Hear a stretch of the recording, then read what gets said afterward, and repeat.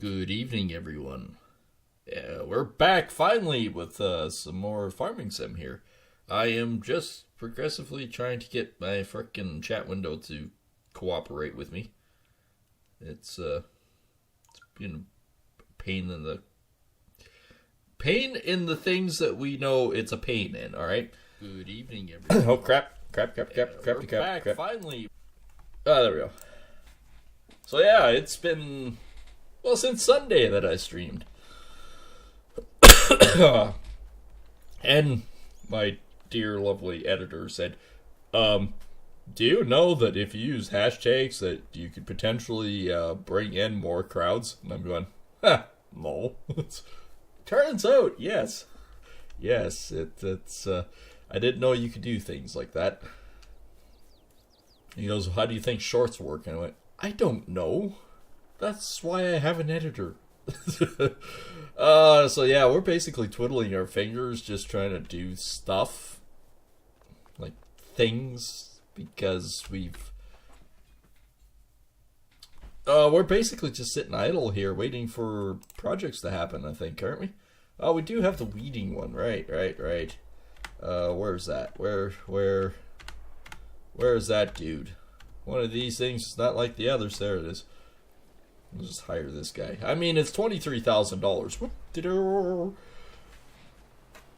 And we are actually enjoying a couple beers tonight. I'm exhausted, but I'm in good spirits. And I say that because on Monday we went down. Of course, you guys know this if you follow me on Twitter, which is at BigNorsk.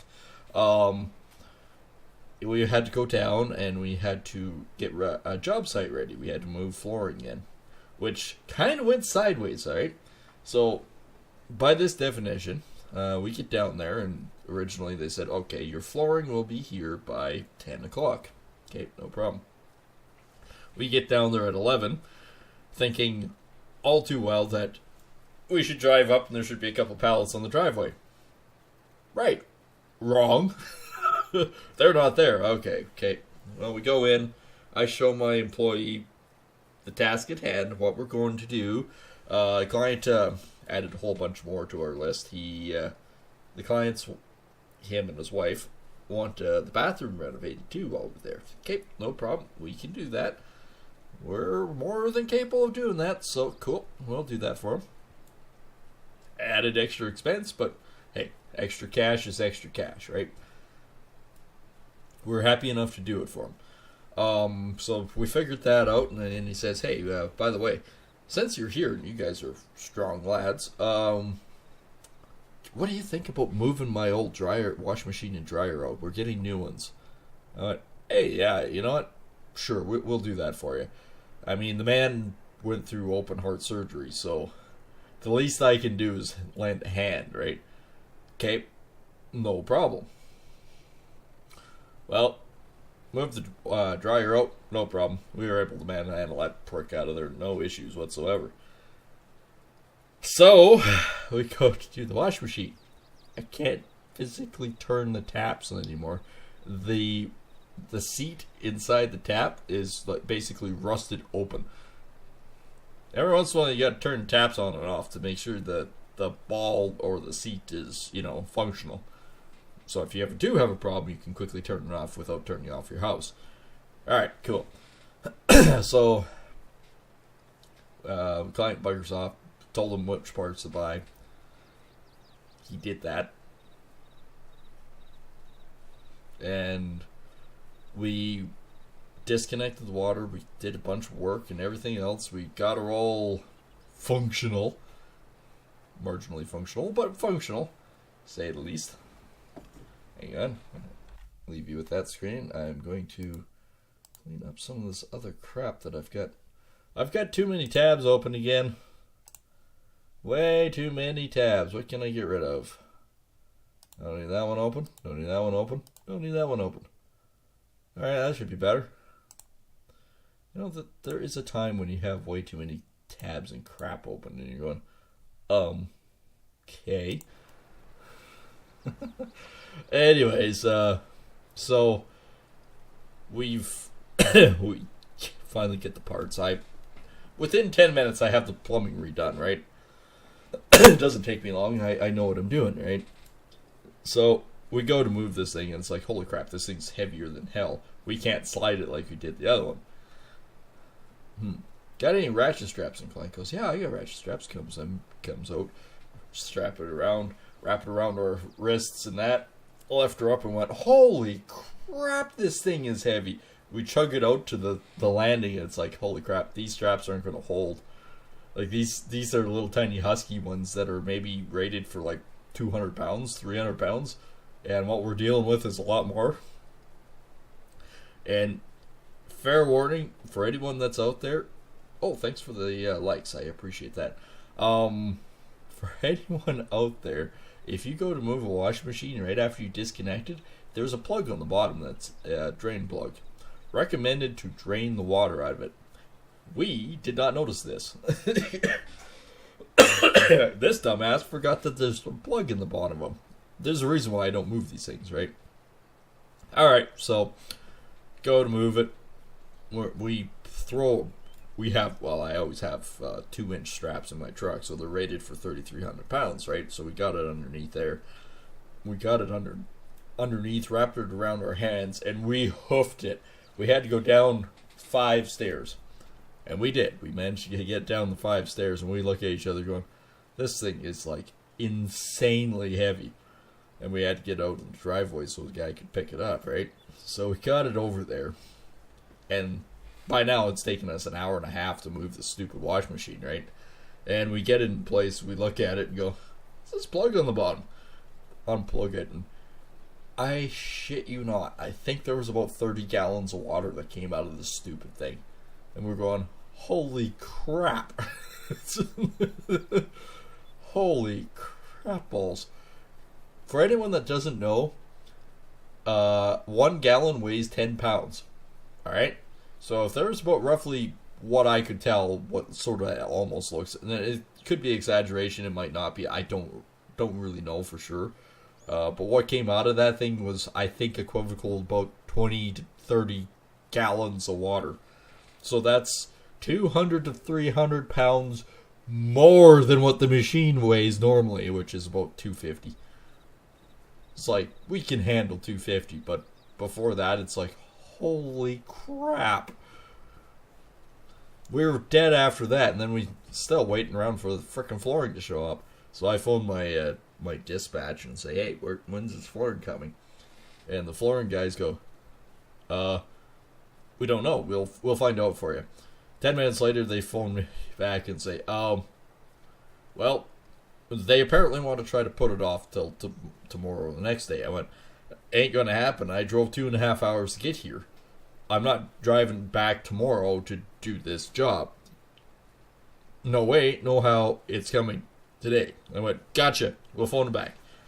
5 minutes later, they said, alright, it'll be there before 4 o'clock today. I'm going, okay. Well, I mean, it's showing up today, right? So, 3:30 rolls around. Yep, she's there. We have the material. And even the delivery driver said, there's a damaged pallet. There's a few boxes that were damaged, just to let you know.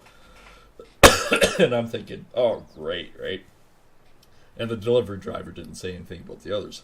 So I'm going, okay, well, there's 94 boxes on this. And, you know, I signed for it, he buggers off. Nice guy, but, you know. Well, I think it was his dispatcher that was pissing around, not him. He seemed like a nice guy. So, yeah, we get these 2 pallets. And I unwrap them, and I count. And I'm going, alright. Yeah, I can see the 2 damaged boxes, right? Going, well, there's 50 boxes on this pallet. Alright, I'll count this one. I'm going up there and going, alright, so we got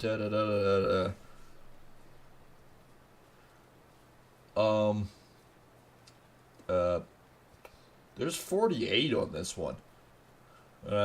50, 48, and I went, they gave me extra boxes.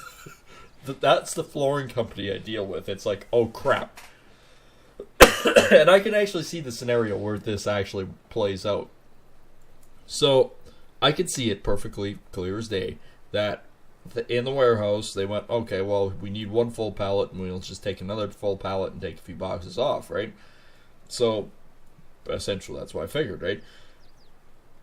So they looked at it and went, oh crap, there's 2 boxes at the bottom that's damaged. Alright, what we'll do is we'll send this one out and we'll just take 2 boxes off this one and the rest we'll just give them, right? Good flooring company. Awesome guys to deal with. I love working with them. This isn't the first time I've used them. I've used them for probably about 3 years now, and they've been really good to me. I mean really good to me.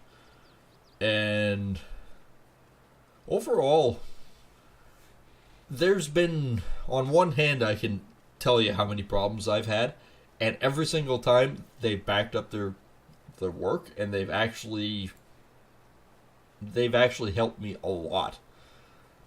This one in particular, 4 extra boxes, stair nosing, they gave me 1 extra piece for free. They're also sending me colored match caulk. They're sending me repair kits, everything. It's like, yeah, these guys are awesome. I can't complain. Anytime that you get service like that, you cannot complain. It's like, I feel like I'm spoiled. So, I didn't get home until 9 o'clock. Alright? Just as a fair note, I did not get home till 9 o'clock at night. So it's like, okay, I could maybe stream. I sat at my computer, I had a drink of scotch, and I went, nope, that's it. I'm out cold. I physically couldn't do anymore. It's like, no, I'm done. Yesterday, I just felt freaking exhausted. Like, honestly, I felt just absolutely exhausted, wiped out. I couldn't do anymore. Which was alright, because even my employee, he talked to me and said, any way that we can do a skip day, like a recoup day? He says, my shoulders are killing me after that. I went, you know what? Absolutely. It's not like he isn't going to get paid this week anyways. Since he came down there and helped me do all that, plus the extra stuff at the job, I'm going to pay him well for that. And we were on the road together for 12 hours when you consider it. The time that I left in the morning to the time I returned, I count that. So, yeah, that was a 12-hour day. Yeah, he's going to get paid for most of that. I mean, I never charge clients for me sitting back and having a pop break or something like that. That's not fair to them. So, yeah. But all the other work, yeah, no. He's going to get paid for that.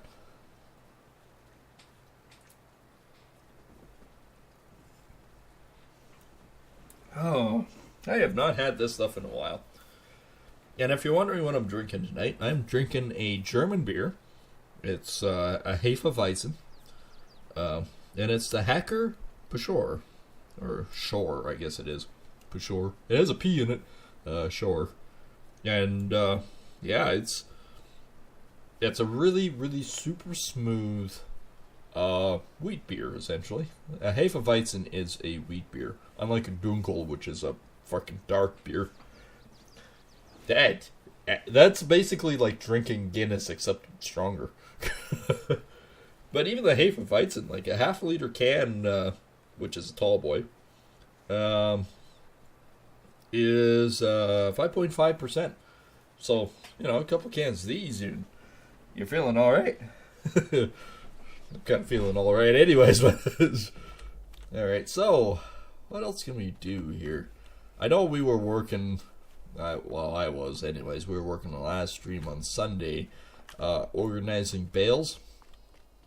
We can still do that. I don't particularly want to, but we can. We can still do that. And if you're wondering where they're going, they're just putting you up against the fence, and hopefully the sheep don't frickin' eat them. They're all saying 9,000 liters, and we only moved 2, 4, 6, 7 of them. So that's an option.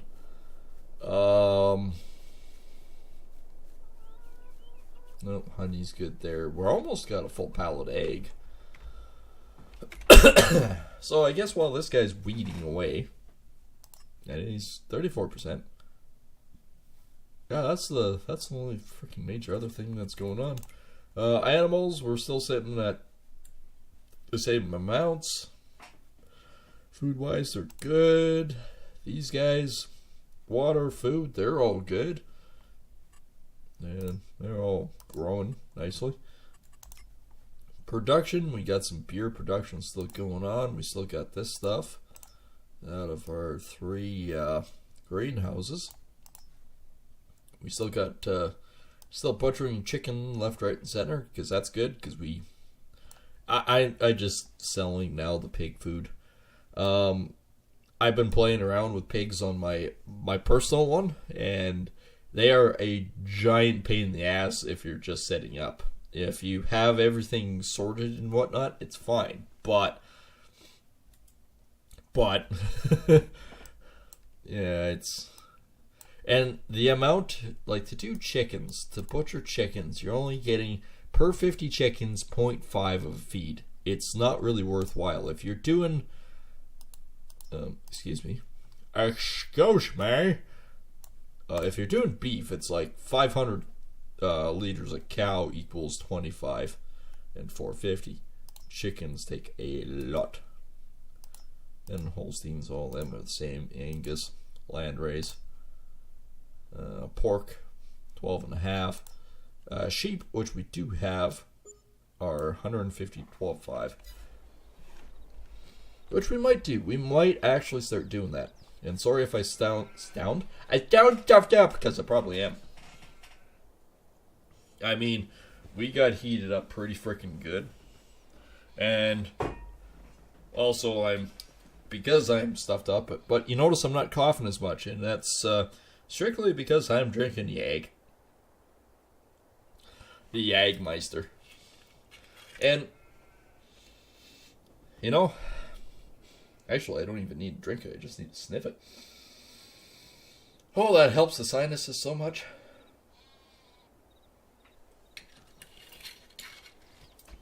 It's basically cough syrup.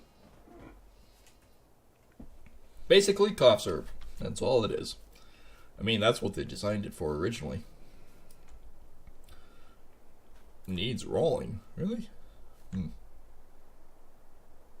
It's actually looking like a pretty nice field of, oh yeah, once you get out here, yield bonus 75%. It's still nice looking oat field. We might get lucky off that. We also got sorghum. If you remember from last episode, we bought another field and it came with sorghum. That's over here. And we spent a bucket full of cash to buy this. Yeah, this is looking nice. Like I said, I'm going spray free. So basically, we're just going to swath everything and combine direct. Using a pickup header, and we're doing mostly cereals anyways, so we should be fine on most of that. Ma, ba. See the answer. Oh, so what else we got here? Oh yeah, we've got monster trees, but nothing else is growing. I don't know about these oak trees. I really don't. I think these are oaks. Are they oak or elk? Oak. It's like these things have been growing for 100 years, but my tiny little spruce trees over here are taking forever. Don't ask me why, because I don't know.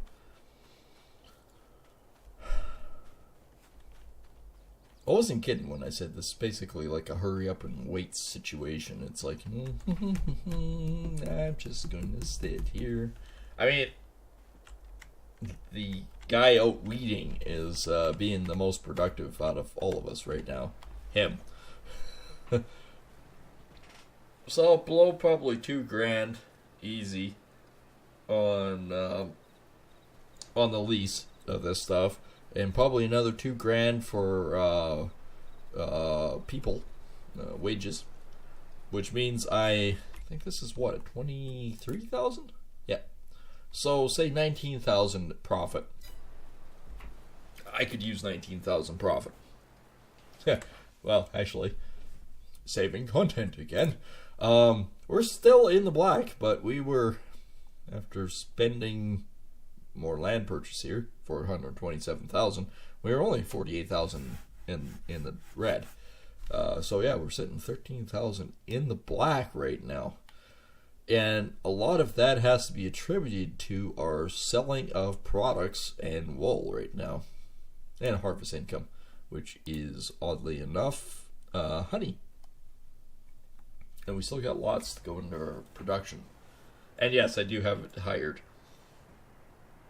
With weeds, I lose track really easily. Like, even doing it like this, I really can't see where those weeds are. So hiring someone to do this for me is a good thing.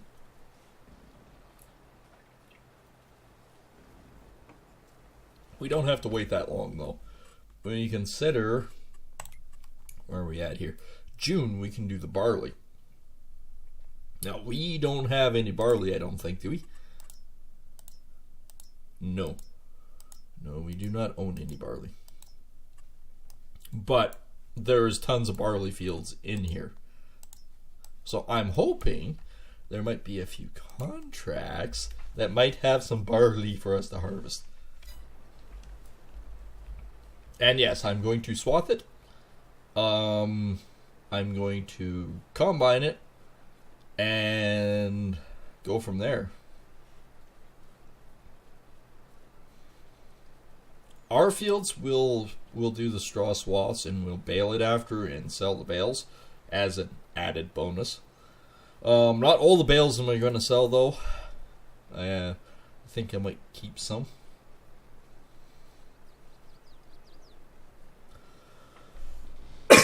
Because I might have horses sometime. It's another thing I was sort of thinking about. Also wouldn't mind having cattle, but animals. See, we can have horsies. Horsies eat sorghum, hay, oats, and water, which is fine. Pigs eat a variety of crap. Sheep basically just grass. Chickens are sorghum, wheat, barley, whatever. That's the one I'm using. That I think it is 10,000. Is it? I don't think it is. I'm using this one. I'm using that one. This thing looks huge, and it's cheaper. I'd have 10,000 chickens. This barn doesn't work worth a hoot. And it only holds 5,000 chickens, not 10,000. Sheepish. So the cows, a mixture or grass. I think they're gonna have to have a bunch. 722,000 for 80 cows. I think we'd be looking for a mod pretty quickly for that one. I think.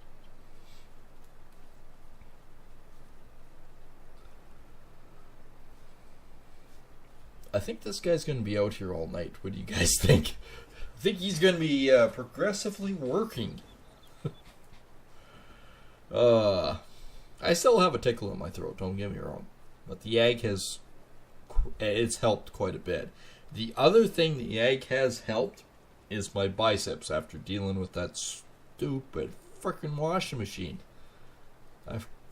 Honestly, I forgot it has a plug in the bottom to drain the water out of it, because that would have meant 200 to 300 pounds gone. And before you go, holy crap, that's like 600 pounds that thing is with all that water in it. Yes, it was. Like, don't get me wrong. Like, me and my employee are brutally strong, but I will tell you this for a fact, that we were feeling it afterwards. And I will honestly say we were struggling with it. which is rare for us because usually, like Dave and I, not a problem. If it's like 100 pounds, yeah, piece of cake, we'll lift it. If it's 200 pounds, not a problem. 600 pounds, we're both sweating, going,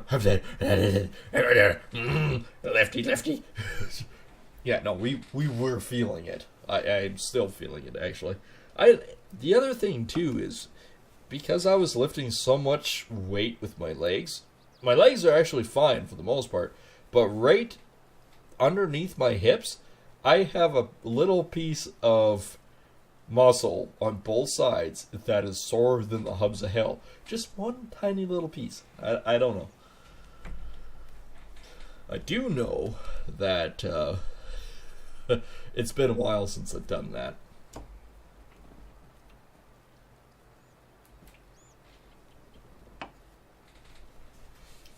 But, you know, it's kind of a feather in a guy's cap, too. Knowing that I can lift that much doesn't mean I should, but I can. I can literally lift that much weight.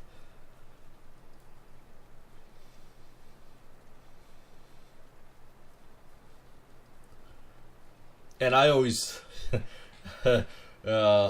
think of my arms as like little tiny girly arms, but to be honest with you, like I've got huge hands, by the way. I can barely get my hand around a third of my arm. So I always consider them little tiny girly arms, but my one ex goes, I really hate to tell you this. I went, what? You agree with me with my little tiny girly arms? She goes, your arms are bigger than my legs. I went, huh. Okay, fair point. And she was no thin. She was no thin, tiny little weight either. She was a little hefty on the bottom side.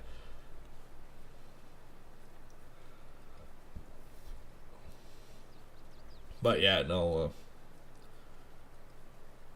Well, we were talking about that the other night too, and it's like, you know, on the way back, it's like, you know, all the girlfriends and stuff I've been with, none of them have ever stuck. And at some point you go, oh, it must be me, right? It's got to be me. I must be the problem in the situation. But after hearing somebody else's point of view, I don't think I am. I just have really bad luck and taste, I guess. I don't know. And I honestly will admit that I'm not the best looking guy on the planet. But at the same time, my mentality is completely different from what it was 10, 15 years ago either. I basically, when I was younger, chased anything that had a skirt on. Yeah, maybe the odd guy that had a kilt and I was confused, but you turn around and notice he's got a beard, you go, whoa, sorry, that's not what I was looking at. There's a different tangent for you. But you get what I'm saying. Nowadays, it's like, you know what? I give up trying. If something magically happens or if something I fall into and whatnot works out, you know what? Cool. I will deal with it when that time comes. But right now, I'm not really focused on it. As a guy, it's not as much of a concern to find someone to, you could say, copulate with, because it's not a huge issue.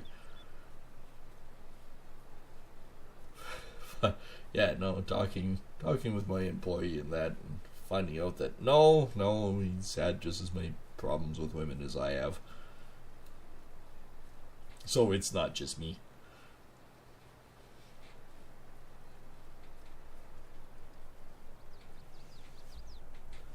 It's not just me. Although there's been a few relationships that, if you've been in relationships, and I say this, you'll understand. When the fish smells bad, it probably is. Tastes like fish. Smells like fish. Gotta be fish, right? No.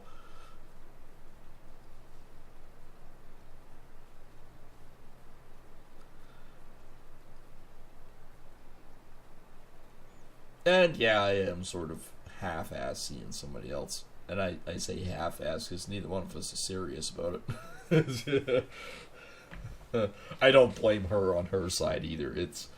She's going through a kind of a nasty dispute with her ex and whatnot, and neither one of us want to jump headlong into something. So it's like, you know what? We're adults at this point. If you need somebody to talk to, we'll talk to each other. That's about it. And it's like, you know what? That's one of the best things I will honestly say, that just being able to talk to somebody else about issues and that is actually kind of relaxing. I just you get to vent, and you get to be able to get the things off your mind and chest, and it's like, you know, you get to a certain point of your life and you go, you know what, we're adults. We don't need to act like freaking school children anymore. You know what, the best thing that you can say is going, oh jeez, you know, what's going on? And they tell you and you go, you know, that's rough. Like, I'm here for you. How can I help? And they say, well, you know what, I just need somebody to sit down and talk to me and say, hey, you know what, you get what's going on, and do you have any advice for me? And it's like, yeah, I do. I'm the guru of bad relationships. I wouldn't say all of them were bad. There was a couple that were really bad, but there was also a couple that were not really that bad. It's just we were two different people. We should, and honestly, like, the relationship wasn't bad. It's just we were two different people in two different places, and it was never going to work. And at the end of the day, we hugged and said, yeah, okay, you know, if you ever need a friend, I'm here for you. And we parted ways, and that was it. And that, honestly, that is one of the best ways to end a relationship. There's no point being mad, pissed off, ready to throttle something in the world. No, just walk away and move on. The best thing you can do. That way too, you're not holding anything. You're not holding on to anything, I should put it that way.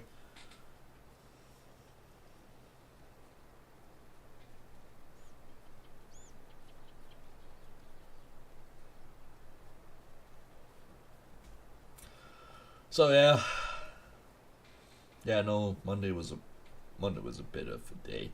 Today we actually went back to work, but we were pretty easygoing, mild about it. It's like, okay, you know what, you do this, I do this. I'm making a jig so I can up my production for making vinyl registers. Usually I do them by hand, but because I have so many to do, I'm upping my production, so I'm making a jig and remembering how to use my router that I haven't used in 5 years. I shouldn't say remembering how to use. I have a big router. I've got. It's actually dual. It's a dual router. You could think about that. with the chuck in it, I can do either quarter or half inch. No, that's not true. I can do quarter, 3/8, and half-inch shank. Just depending on which collet I put into it. But it's also a plunge router, so it's got a base for the plunge, and you can go zip and then move it, right? And I say that because I'm relearning it, because doing this, I want precision to be the utmost importance, and doing the precision, that rotor is better than my handheld one. The handheld one's great for just doing quick finishing things, where you go, yeah, okay, well, I just need a 45 chamfer, the salve, chamfer on, say, a piece of baseboard, so you just take your handheld and go zip, and you're done. Well, the problem with the small one is it's pretty small and lightweight, and it's so easy to take it, and you go, okay, well, I'll just run this back, and you run it, and you look at it afterwards, and you go, well, that's not straight. The big one, you can basically plunge it down, and you can slowly move it where you want to without it wandering away on you. So that's why I say the bigger one's better on this one. And I haven't used it in a while. Like, I mean, it still works. It's a monster freaking router. Like, this thing is a half horsepower friggin' motor on it. It's the router itself weighs probably 10 pounds. I mean, it's not lightweight at all. Actually, it's kind of insane when you think about it, but oh well. It works for my needs.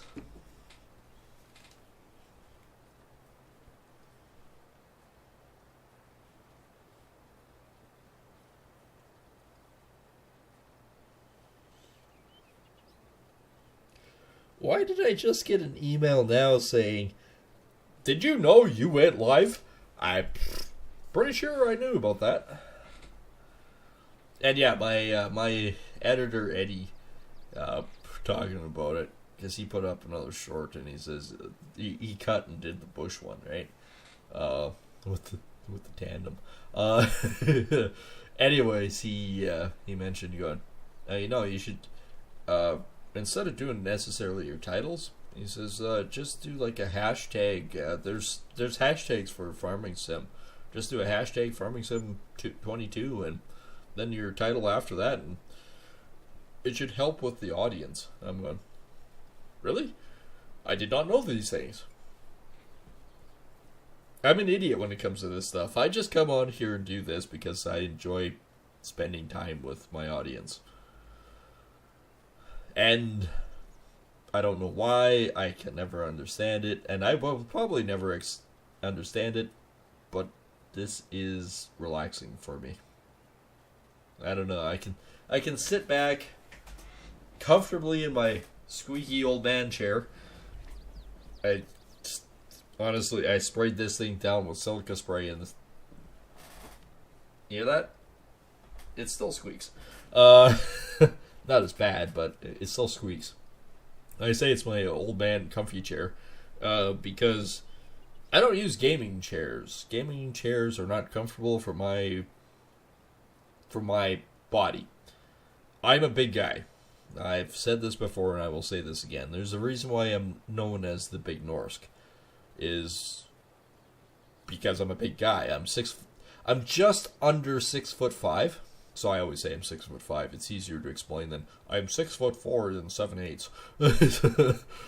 I'm just under 6'5", and about 200. Actually, I've lost weight. I'm about 240 pounds now. I've been on the giant purge of weight loss, apparently. Actually, what it boils down to is I don't have near as big a beer gut now. And people have asked me, well, what's your secret? Work.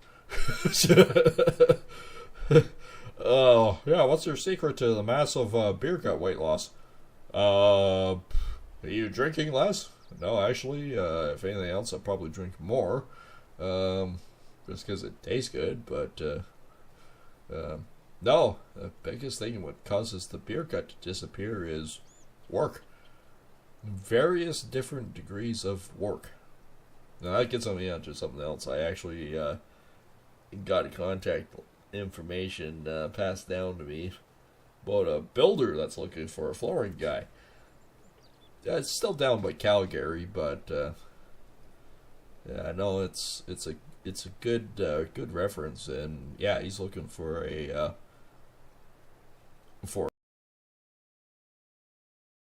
since he knows the client that I'm going to be doing the flooring for. I said, well, I'll tell you what, after we've done that job, come in, see what you think of it. If you like that job, then we'll talk then. And I hope he does, because he said something like the stupid thing of he's got about 20,000 square feet of varying houses for flooring to be laid, including actually maybe potentially some tiling jobs too. So it's like, you know what, absolutely 100%, absolutely. I'll do that for you. I'm not going to turn down work like that. Are you kidding me? Even if I had to go down like every 3-4 months to do a job like that, it's like 2 weeks, man. I'd have the whole house done. For flooring, I mean. If you want me to do finishing everything else, that's going to take more time. But, I mean, at that, the money would be good. The work would be welcome. Our economy up here in Canada has been getting worse and worse. Like they say, oh well, there's a big building crunch. We need more houses, more houses, more houses. That's fine, but people can't afford the houses. Like even low cost income housing that they say, well, we want these houses to be 150,000. The problem is if you even a standard small townhouse, like have them linked together and whatnot as a townhouse, 1,000 square foot townhouse where I'm at right now is going to cost you 150, 200,000 to build. And they want us to sell them for 125 to 150? No, there's no profit. There's a reason why they're not building them. And unfortunately, I say there's no profit. I would love to be able to build houses and not have to worry about it. But the problem is, I'm a business. I still have to make money. I hate to gouge and screw. I'm too honest of a contractor for that. And even after doing like say hypothetical, I do a $20,000 job. I quote them out as say an easy number, $70 an hour. It's not, but $70 an hour. After that point, there's a point where it's like, okay, this guy's really good. He's paid up to like if $20,000 contract, he's paid $15,000 of it. The next $5,000, I tell you what, I'll discount it at say $60 an hour instead of $70. The client's happy, he gets a discount. I'm happy because I'm not screwing him. And you know what? At the end of the day, even at $70 an hour for the whole thing, it's not really screwing, but you're not gouging somebody. You're giving them a break, which in turn might end up being more work for you down the road. And that's the big thing that I try to focus on. It's to be honest with clients and say, hey, you know what? Here's what it's doing.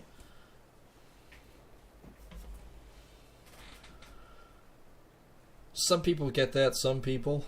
And you usually, like I've been in the business long enough, you can usually be a pretty good character for someone. When somebody comes to you and says, hey, I'll give you a bit of a discount. You've been good to me and whatnot. And they go, you should give me one anyways. You know what? Fuck you, bud. But no, most of the time, you're pretty good. You'll always have the one client that will start off really good, go, yeah, everything you're doing is awesome, what you do, and then they start nitpicking, right? With stuff that you didn't have anything to do with. It's like, well, why'd you do this? I didn't. Well, yes, you did. You're in my house, you're working on this. I'm not in that room, thank you very much. Well, I actually had one of them. I was just to the point where I was finishing the drywalling, and they abruptly came home and they went, well, this isn't right, this isn't right, this isn't right. Well, it's not going to be because it's going to take time to do this job, alright? I have to do at least 4 coats of frickin' mud on this in order to float it out enough to cover up whatever the hell this was to begin with. Which I found out exactly why. That's another issue I'm not going to go into. But, for the most part, you end up having decent clients overall. I know I've had really decent clients overall. Then I was looking at my books the other day, going through the number of people and the number of invoices and everything like that. And being that I've been in business 12 years, I'm going to be gonna be 13 years coming up next year. Yeah, I've got over 1,000 clients. You start looking at it going, holy crap. Well, I guess it makes sense after a period of time, doesn't it? And the sad truth is, you start looking at the names of these people and everything else, and you start looking at them going, holy crap, like 12 years ago. And I deal with a lot of seniors, and I'm looking going, well, that one's not with us anymore. He's dead, she's dead, she's dead, she's dead. And you're going, okay, out of 1,000 clients that I had at one point, I might actually only have like 400 or 500 that are still living. There's a reason why they're not calling me back to get more work done. And, you know, I feel bad about that. And I've been to some of their funerals, too. Their family, I remember the one family came up to me and said, who are you? Are you a long-lost family member or something? I said, no, I'm the contractor that renovated his house. Yeah, he was a really good guy. Enjoyed his company while doing it. I said, oh man, you did an awesome job with that place. Unfortunately, he passed away. I said, yeah, that's why I'm here. Unfortunately, he passed away. I said, you know, I'm paying my respects to him and to the family, of course. And I said, and if you guys need anything, let me know. I said, I will come and help out where I can. I think I ended up having to go back there and do a couple touch-ups and things because they were selling the house after he passed away. And I said, yeah, no problem. I didn't even charge anything for it either. Like, there was a couple little touch-ups and a couple little marks and stuff that I had to fix. And, yeah, I remember that one. I didn't charge him anything for it. It's like, you know what? It didn't cost me anything to do this, so I'm not going to charge you anything for these touch-ups. That's not fair to you. Not in the time of loss.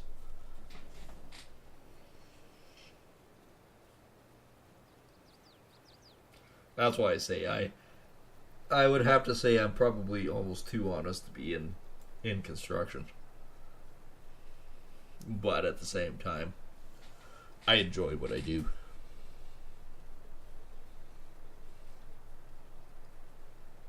You know, I just noticed I've got a frickin' zit on the end of my nose. There's just a little weird frickin' lump, and I know if I pop it, I'm gonna scream like a little girl. It's like, you be the toughest guy on the planet. Nothing ever faces you. You never cry at stabbing or punching yourself. You're a man. Up until the point when you have a rogue hair in your nose and you yank it. That brings a tear to your eye no matter how big and strong you are. It's basically like, ow, why? What's worse is when you yank it out and you realize it's like 2 inches long and you're going, how? Where was this thing growing from? Was this attached to my brain or what? Like, logically this doesn't make sense.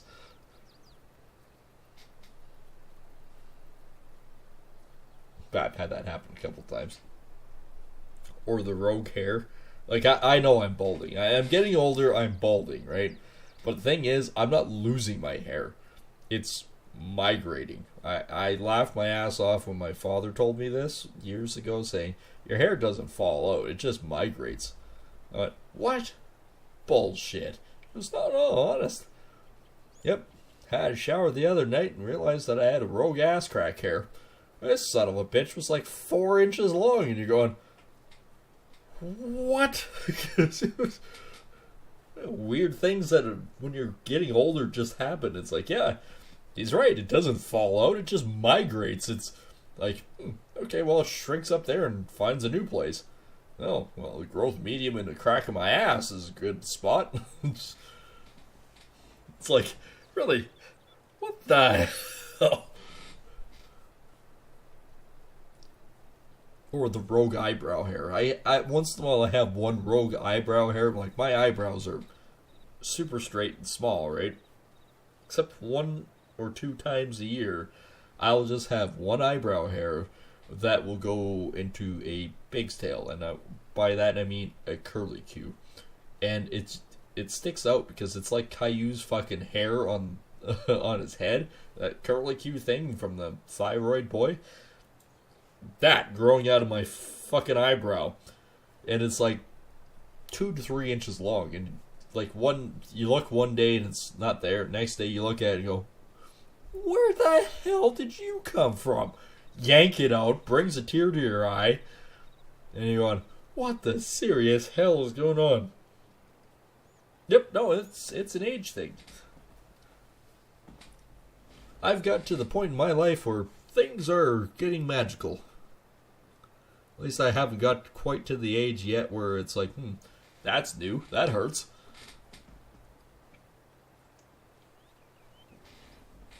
Usually, if something hurts on me, I can usually figure it out pretty quick what happened. And 9 times out of 10, it was the things I did the day before. Like moving a wash machine. Moving 98 boxes of frickin' flooring into a guy's basement. That'll do it. Those things are not light, by the way. Those, if you want to average it, it works out to being almost 60 pounds a box. 60 pounds a box. Let that sink in. 60 pounds a box times 98. Just shy of 6,000 pounds. So in 2 hours, Dave and I moved 3,000 pounds of boxes each. Ish. A little bit less, but you know what I mean. You know what I'm getting at. I can't imagine why my arms are sore. Actually, I'm really surprised going down a flight of stairs with that much weight back and forth that I'm not in that bad a shape. I'm pretty sure the reason why my biceps are sore is because of the wash machine move, not because of the flooring. Other than that, I'm feeling actually not too bad, all things considered. That's why, kids, it's important not to skip leg day, because you never know when you might need your legs to go up and down stairs with heavy loads. That reminds me. Another story for you. So, I get this job, and apparently I'm the only one who could figure it out. There's many other contractors that went into this guy's basement and went, yeah, your floor's heaved. They all do that. And they just leave them. I came down there and went, well, your floor's heaved. And he says, yeah, everyone else tells me that too. What's causing it? And I went, I look over and I see this frickin' pipe sticking on the side of the wall. I went, is that your kitchen sink pipe? And he goes, yes. I said, why did they, do this proper and, put it into the wall and under? He goes, I don't know. You tell me. And I said, I bet I know why this is heaved. He goes, why?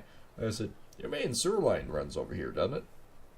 He goes, I don't know. Maybe. You tell me. And I said, oh, I pretty much guarantee. I said, you have your main sewer line and a T coming in from your dishwasher and sink, I said, is connected at a T here. I said, either it's not glued proper or it's broken. And I said, and all that moisture every time you run the dishwasher is running down into this basement, into that spot. And it's because there's no place for the water to go, it's heaving, cracking it so it can dry itself out, essentially. And it goes, oh, so you can fix it. I said, yeah, you're not going to like how I fix it. And he says, what do you mean? And I said, I'm going to have to jackhammer up all the stuff that's lifted and make sure it's all busted out and clean it up. I said, that's the only way I'm going to be able to do this, and then fix the plumbing and re-pour it. Except there's no windows in this basement. So, getting to that, I jackhammer up the floor. I haul it out. There is about 2.5 yards of cement I pull out of this basement. I get all the hump broken out. And it was easy digging. It was easy to bust up because it was so saturated with water. It was easy to bust. So, yeah, I did that. Busted that up real good. And I didn't have to go very far to find that line. It was humped in the middle. And from where it went in the wall to where it connected to the sewer line was not glued. all those connections and everything weren't glued. They essentially, what I can figure out is when they built the place, the plumber dry fitted it together and forgot about gluing it, and they just poured over top of it. Went, yeah, okay, cool, everything's done, we're good. So they forgot a critical step, and over time, with the movement and whatnot of water, it just slowly moved it and pulled it apart enough for the pipe to pull through. I couldn't pour that cement if I tried. I had to leave that sucker for about a week and a half to dry out, with 2 dehumidifiers running 24/7 in that guy's basement in order to dry that out. That's how waterlogged that ground was. And I did. Fixed all the plumbing, got all of it set, reset for slope, everything else worked great. And then it was like, alright, next step. I gotta pour the floor back down. I put mesh in there, got all the wire mesh set and everything else. There was no rebar in the floor to begin with, so what I did, up the strength and integrity. And then it was like, okay, quick calculations, I need roughly 3-inch, that's roughly what the depth was, 3-inch, I need 100 and, I think it was 108 sacks of cement. Alright, well, I'll order 120. And I talked to my one friend, because at the time I was working by myself, right? So we I get my friend in there. This guy, he makes me look like a puny little guy. Remember that part where I said I'm about just under 6'5", about 240 pounds? Yeah. This boy is about 6'9", and I would say pushing about 320 pounds. And not an ounce of fat on this boy. He is a Scandinavian, and he is built like a Scandinavian. And he grabs 6 of the frickin' bags of cement and goes hoof to hoof, off I go to the basement. And he comes up and looks at me and goes, oh jeez. And I had my other friend that ran the forklift and hauled it in, right? And we're sitting outside bullshitting while he did this. And he comes back and goes, so, you know, I think I'll only do maybe 4 bags this time. And I remember my one friend looks at him and goes, oh, why is that? You can't handle 6 of them? He goes, no. He says, I don't know if me, the sacks of cement, or the stairs can hold. it's like, oh crap, yeah, fuck, I forgot about. Yeah, he can handle 6 bags of cement at once. That's not a problem. The weight, not an issue. Yes, it is, because the stairs can't hold his weight plus the weight of the cement. Ended up using 98 sacks. He only hauled down 100. So I only had to haul up 4. But he hauled in, and I used 98 sacks down there. And leveled it, floated it. It looked like brand new. You put the vinyl, I did the vinyl flooring down there. It looked like $1 million. No more hump, nice and smooth. It was great. But holy crap. That was one of those jobs of just holy crap.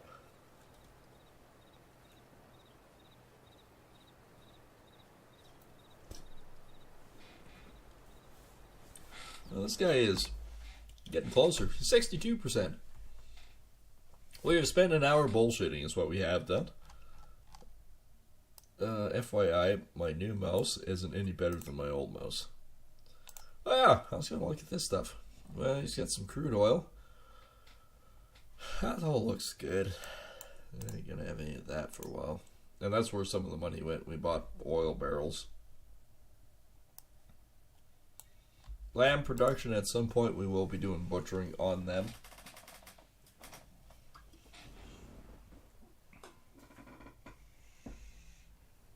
Alright.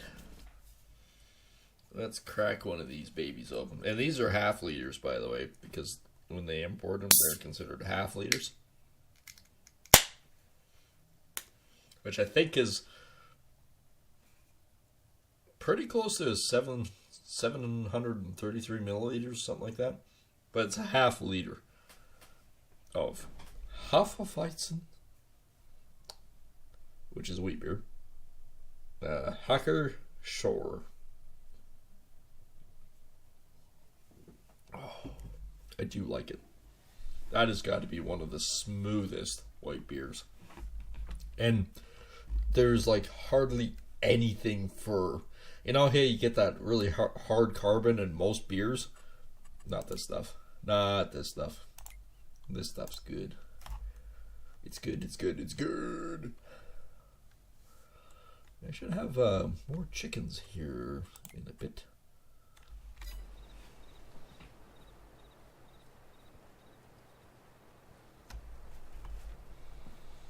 Technically, I could rent another one in that, but what's the point? Just let him be.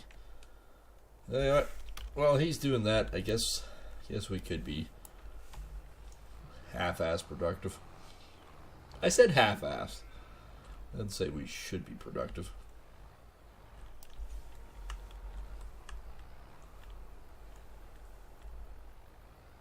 Nope, not like that. How about like this? I mean, that's one way to haul it. If it stays there.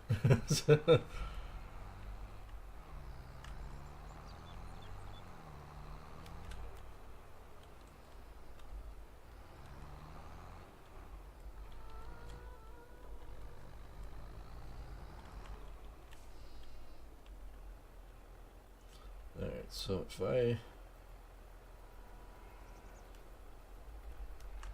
Oh, I did stab it. Oh, crap. Well. Alright, let's try this then. No. Aha!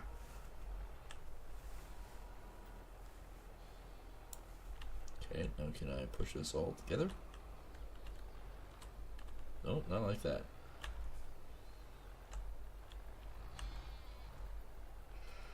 Alright, well, we've randomly got a bale that's not quite right there. Now I gotta flip it around. It's upright, but not right. It's upright, but not right. If that makes any sense.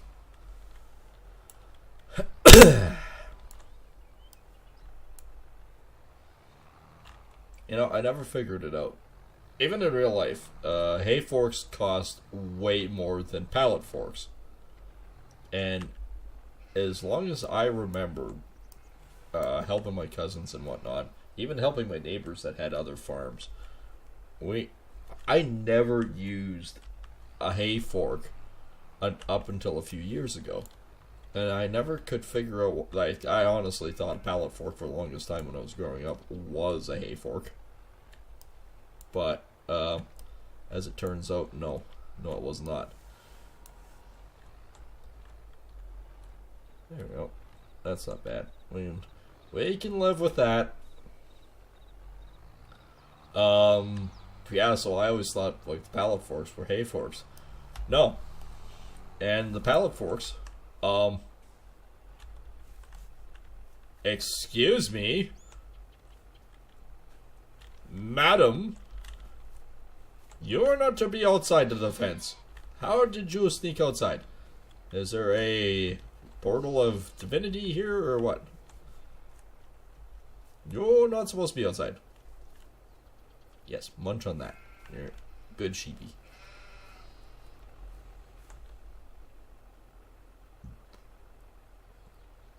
Every once in a while. So yeah, no, I never could really figure it out. Like, your standard pallet for, pardon me, for up here is typically around, like $3,000. Say about $3,000 is an easy number.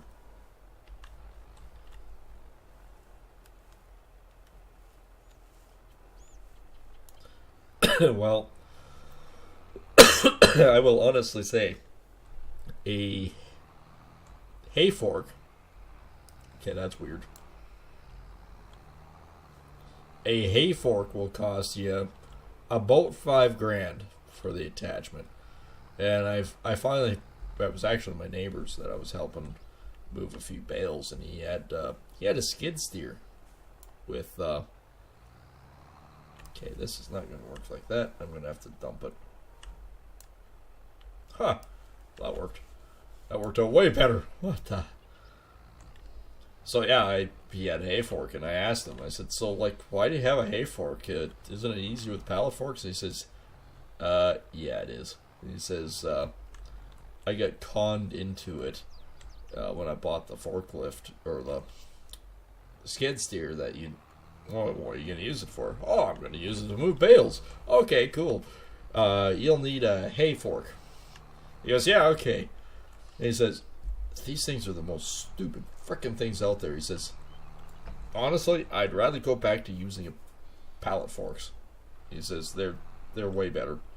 And from the consensus that I've figured out from quite a few people now, is the number one reason why they don't like the hay forks versus the pallet forks is the stability of the pallet fork.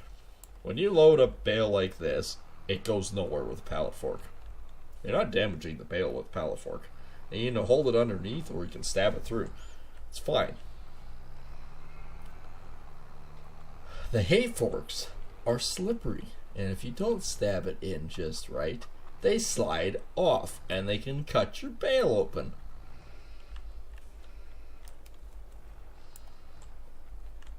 So I guess the end of the moral of the story is, apparently from what a few people have told me now, is hay forks are basically just a money grab. I don't know, I've always used frickin' pallet forks to move things.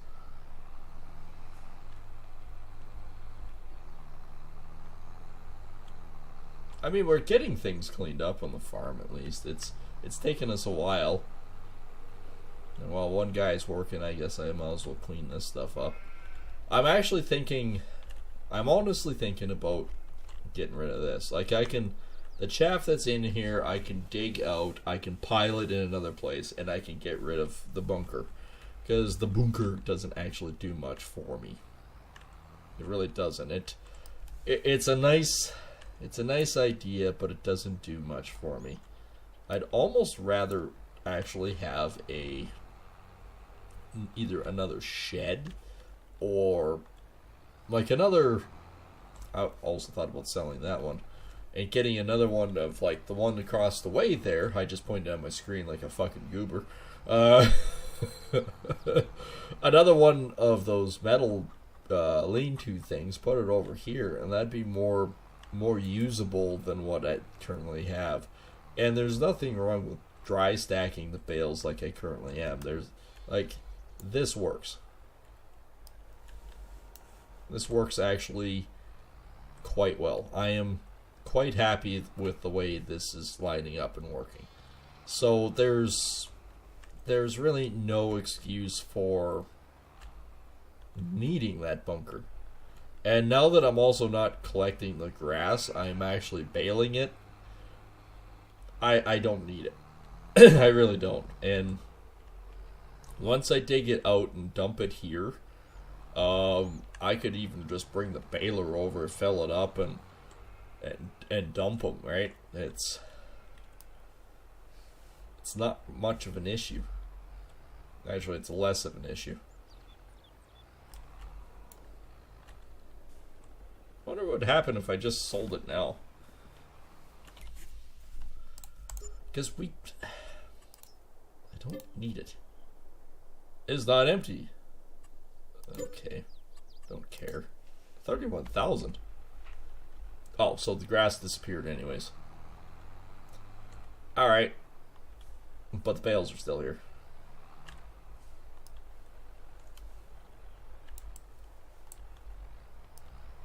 As long as I can still pick up these bales, we're good. I can indeed. That's the other beauty about pallet forks. You can do this.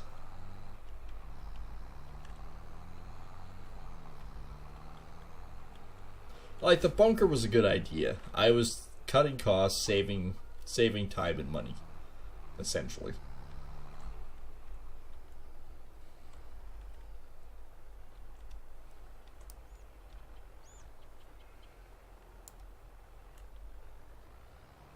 That's pretty much what I was doing, is I was just saving time and money. Hey, we made another $31,000 back, and I guess, you know, if we wanted to, we could up the bee production, but I don't think we really want to or need to. I think it's fine the way it is.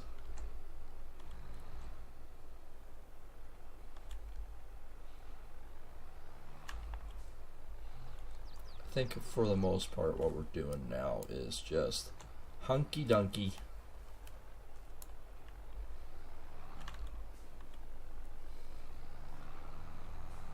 I mean, it looks better. It looks way better when I stack them proper. That bunker was just a mess. Yeah, okay, I lost 79,000 of chaff. I'm honestly, I'm not really broken up by it. I was trying to find ways that I could potentially deal with it. Always use the front end of your tractor to move the bales, because, you know, it's good for the radiator. I'm waiting for someone to go, sure it is. Sure. Honest. I'm just being honest with everyone.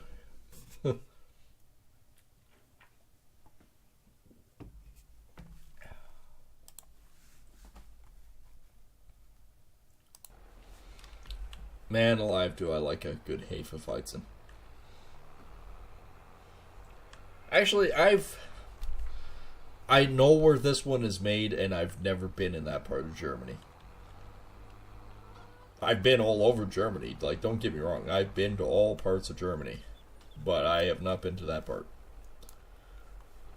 I mean, you can spend months overseas, literal months, and never see everything. Hell, I haven't even explored everything there is to see around the place that I live at. I drive down the road and go, oh, cool, that's neat.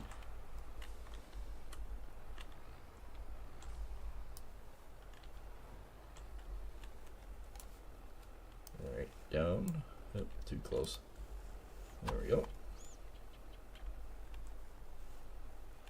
Yeah! I mean, it goes quick when you're doing 2 bales at a time. Like, this is way more efficient. But I couldn't do that before. I couldn't even get in there to grab half of them. Now we're starting to look like a farm. I like it. I like it a lot.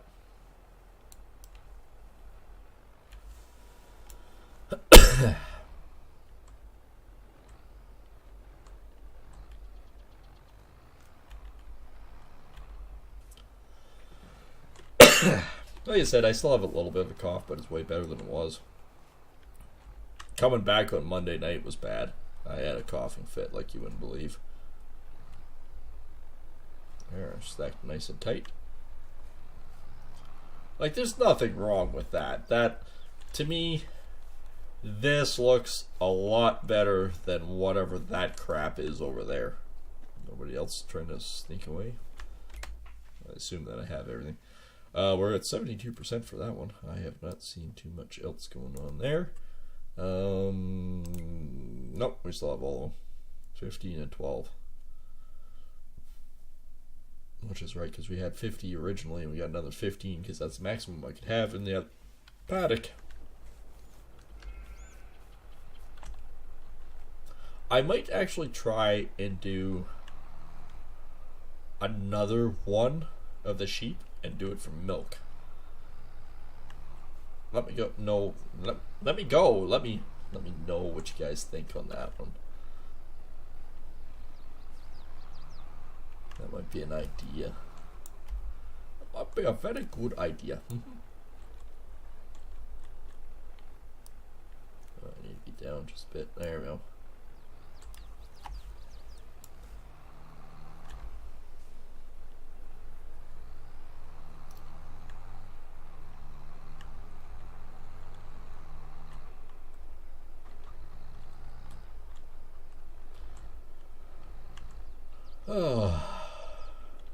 I might actually go for a longer stream tonight if everyone's into it. Kind of making up for a little bit since we, of course, missed the Monday stream anyways, which was supposed to be Assassin's Creed, which means we probably, maybe, depending on it, might do another Assassin's Creed stream. Well, not tonight, but soon, just to make up for it. That's kind of the reasons why I did Sunday too. I wonder. That might work. Still 2 bales, but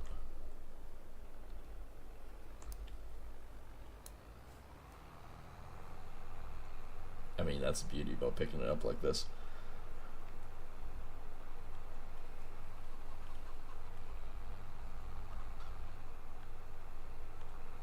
Good old John Deere tractor.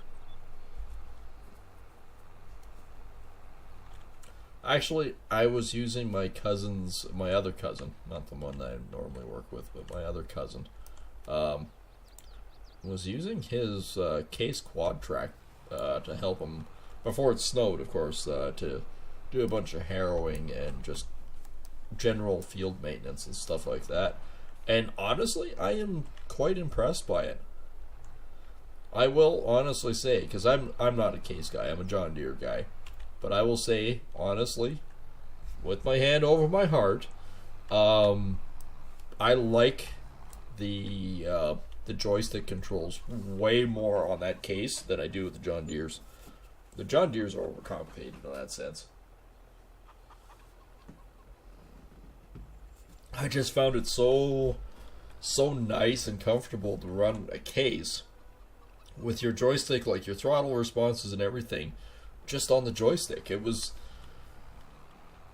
I was honest, I was impressed by the way that was set up. And again, I'm not a case guy, but I like that setup better than the John Deeres.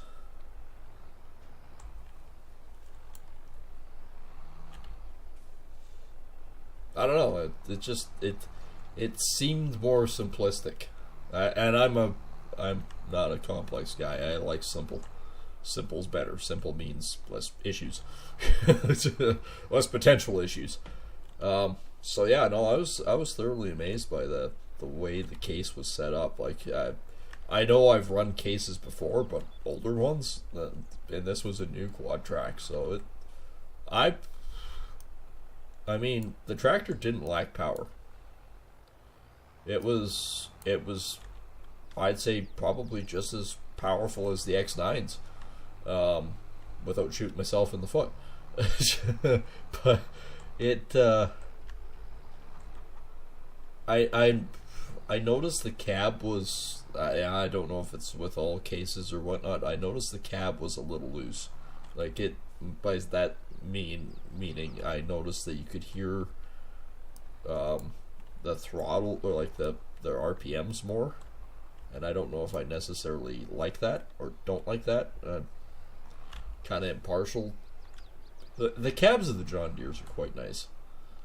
They're quite roomy and quite nice. The other thing that I didn't like about the case quad track is that one had the carpet floor, and I was not a fan of the carpet floor. I like the rubber mats. I find the rubber mats easy to pull out and pressure wash, whereas the carpet's a little weird. It's just, it didn't seem quite right to me. I don't know.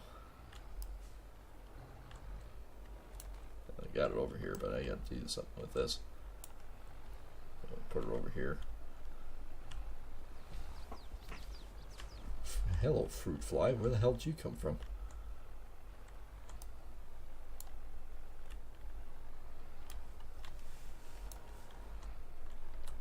Yes, always use the front end of your tractor to line your bales up just right. There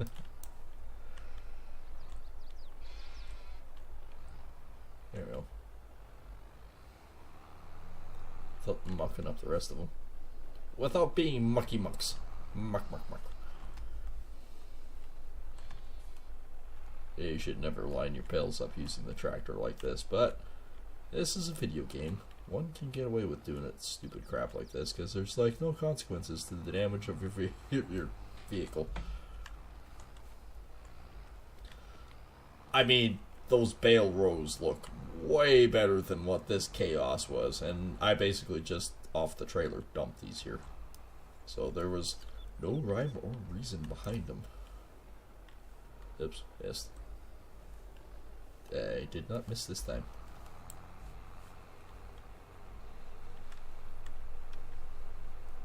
So yeah, we're definitely cleaning up the bales quickly.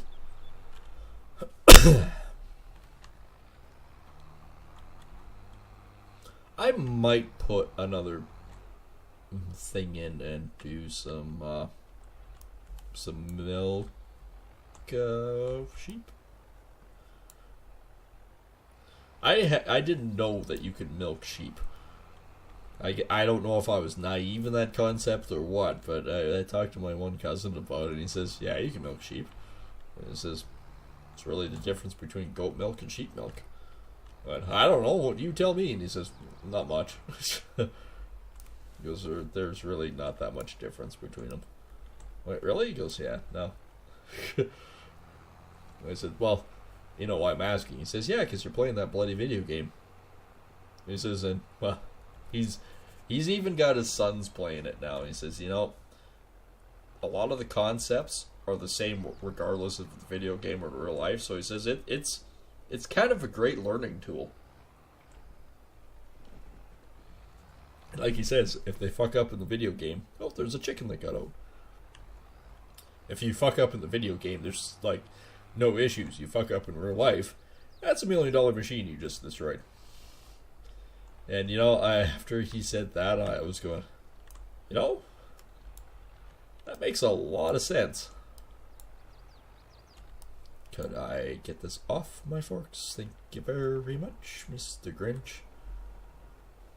Can that...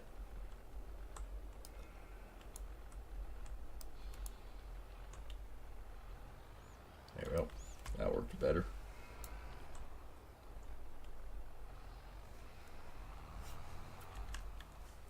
It looks cleaner. Yes, it's a lot of work, but what else are we gonna do? We have basically 2 more days of twiddling our fingers, waiting for stuff to do.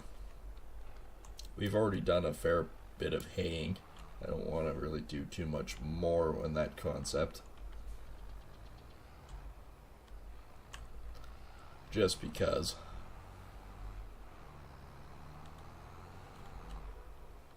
We've sufficiently done a pile.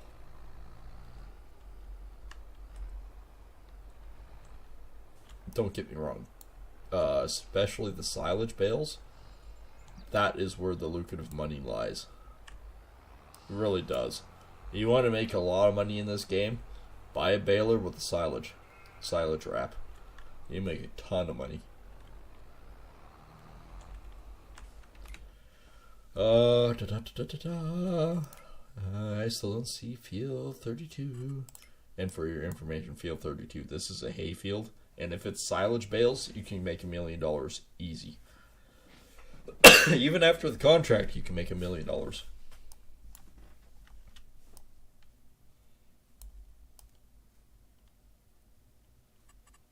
And these were all hay fields, but we made it into one big field.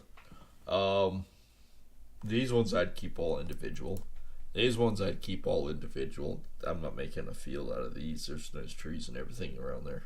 69 I'd keep as a hay grounds. These ones are good for hay. 24 I would probably almost put down to hay as well.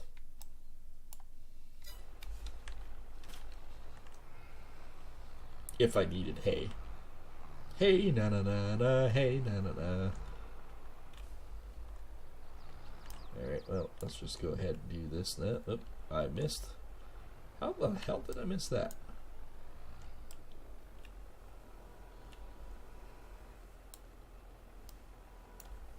There we go.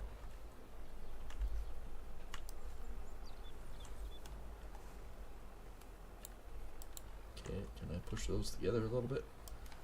I mean, I could work with that.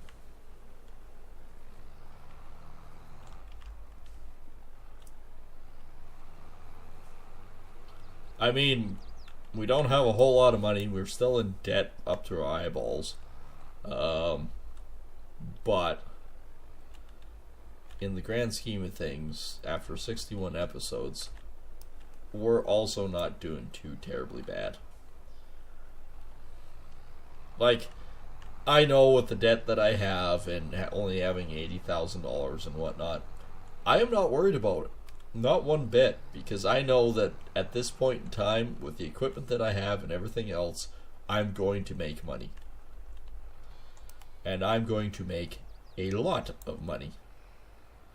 So I'm not really worried about it. In real life, I'm always worried about it. It's my job to worry about it. As the boss, it is my job to worry about things. And actually, I came up with a brilliant scheme. Well, it's not really a scheme. It's an idea that I gotta follow through on. You know, you work at a job for so long, you start realizing that you make your life a whole lot easier and better if you do something. And the idea that I have, nobody else has ever apparently thought of it. So, which is super rare. And no, I'm not going to tell anyone what I'm coming up with, not until the patent is done. It's kind of a priority first. I had to talk to my one cousin. He's got... I mean, this man is frickin' brilliant. Yes, he's a farmer, but he is frickin' brilliant. He's got... what the hell is it now? 14 or 15 different patents out for different farming equipment that he's mods for him that... to make everyone's life better. So I was asking him about it. He says, "Oh yeah, no, hell yeah, I'll show you how to do it." No problem. I went, "Really?" He says, "Yeah, you've helped me out in the past." See, I'm one of those genuine good guys still. If you need a hand, I will help you. And it doesn't seem to matter who you are or what your connotations are or whatnot. I'll probably end up helping you. And at the end of the day, I find what comes around really does go around. So you help somebody out and all of a sudden somebody comes back around and goes, "You know what? I need a hand." And you go, "Oh sure, what can I do?"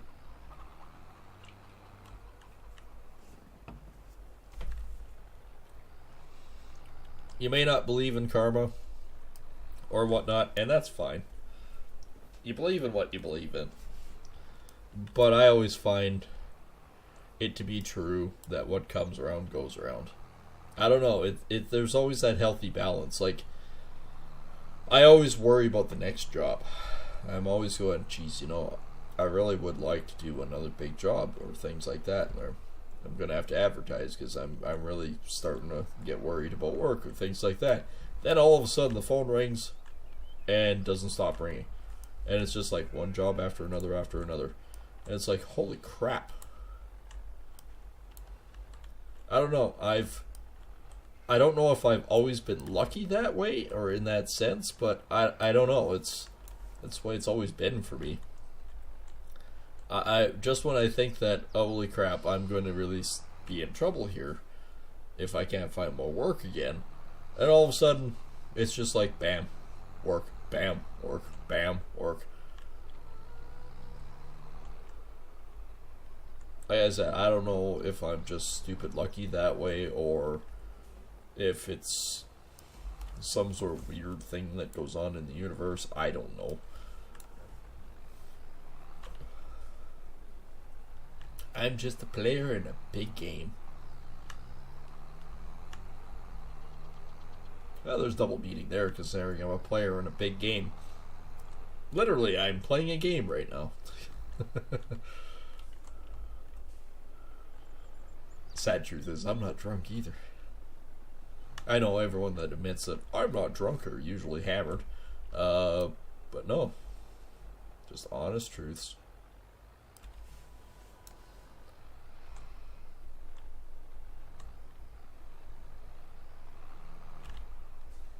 Yeah, again, the girl that I'm sort of almost seeing, but not really. Like, I wouldn't. We haven't even had a formal date. All we've been doing is talking. Um, but like she said, she goes, you're definitely a different guy. I went, what do you mean by that? Is that bad? Is that a bad thing? Tell me, please. I don't know. She goes, no, it's actually really refreshing to find out there's actually sane humans left in this world. She goes, because I was really questioning it for a while there. Oh, thanks for the like. I appreciate that.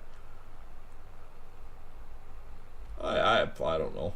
I guess maybe I'm different. I've always chalked it up as I'm no different than the rest of the planet. I'm just here trying to get by.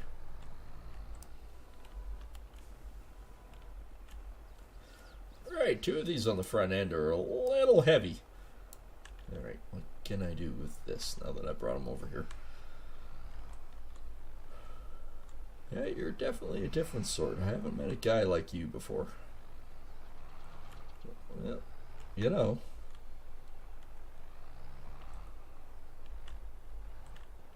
even my one cousin, he goes, yeah, you're definitely more of a good guy. I said, well, you always played the bad guy. And he says, well, I was a bully in school once. I said, yeah, you bullied me. And he goes, yep, that didn't work out well. He said, our other cousin cornered me and said, you ever do that shit again, I'll frickin' squish you into this locker. And he says, yeah, I took that as a pretty substantial threat. And I went, yep, rightfully so, because I know him quite well. Yeah, he would do that. You would be stuffed in a locker.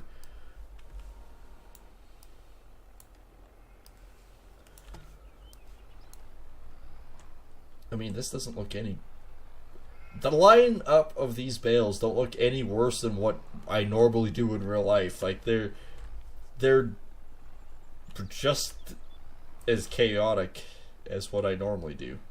Minus the fact that I don't usually ram the tractor in behind them, but it looks about the same. It's not perfect, but it's not bad. Like, this is... I just noticed too, you notice these hay bales actually have like hay straw poking up off the side? That looked good. It's little details like that I don't notice all the time, but this time I did, and I like it.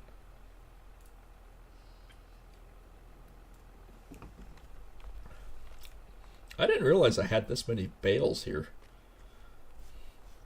Like, 3, so 1, 2, 3, 4, 5, 6, 7, 8, 9. 9 times 3, 27. 28, 29, 30, 31, 32, 33, 34, 35, 36. I have 36 bales over here. Oh, hello, little tritty ones. I didn't know I had this many bales. Apparently did. There was a lot more of that bunker than I thought. And I think we have another 36 over here at least. Plus 1 there. Yeah, maybe not.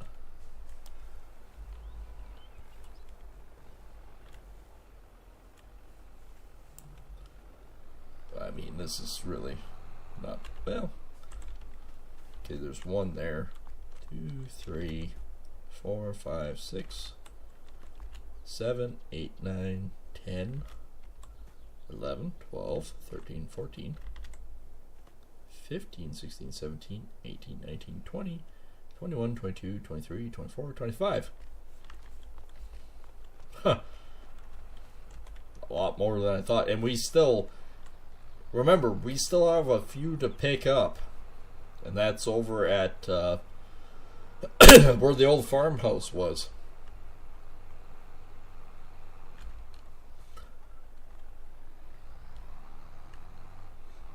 Because we baled that, and we did straight bales, because I thought for sure that I was running low on these things, going, geez, the sheep, they're just eating through the frickin' bales.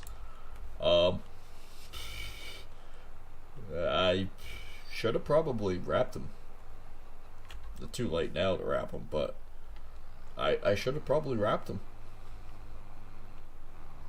That was on me. I should have took the time to consider wrapping them. Yeah, it's only one layer.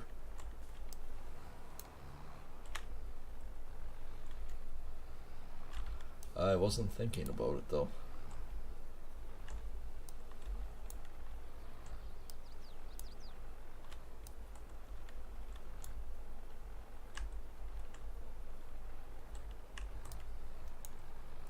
I got them. Like 2 at a time, it doesn't take long to move them.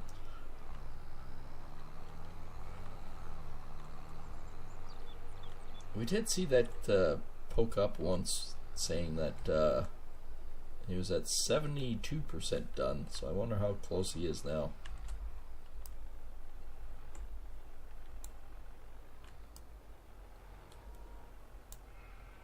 Down.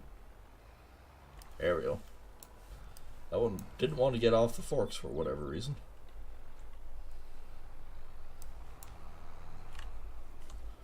So how is he doing? Well, actually, I'd say he's probably about 80%. 86. Not bad. Like there are like 23 and stuff like that. That one's a wrapper too. So if we had to, we could do some more haying. I'd rather put it off for a little bit. These ones are lined up fairly nice.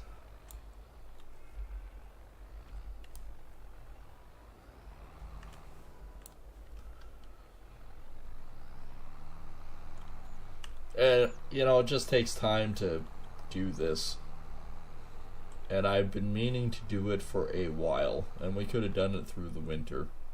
And that's just organizing, keep these all nice and neat, but we didn't. Of course, we were also playing with getting those other fields done and up and running, and we sold all those bales. These guys don't like the silage bales, they just like straight grass. Cattle, on the other hand, they like it. That's an option too, is we could... I know the milk ones prefer a mix. A silage mix, which is basically... That's why I want to keep the straw bales for now. Is basically a combination between straw and hay and silage. Silage bales are just nom nom nom tasty.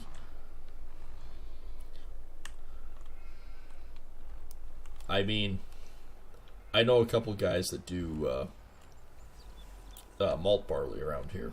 We actually have a malt barley plant not far from us, and like he makes the malt and sells it to breweries. And yeah, he sells all the wasted barley, the malt barley, to cattle guys, right? And apparently the cattle just absolutely go snake shit for the malt barley after it's been through the process. It's apparently very tasty for them, which, in a lot of regards, it's great because, one, there's no waste on it, right? For us to make beer, we're not wasting the barley, right? And the cattle get to still eat some nutritious stuff, because the nutrition of it doesn't go down by fermenting the barley. And it's still very healthy for the cattle, as I've found out. So in regards to that, it's very beneficial. Now, I don't know where everyone gets their numbers and everything else that shit on the cattle farmers going, well, the biggest producers of carbon and methane are cattle. No, it isn't. No.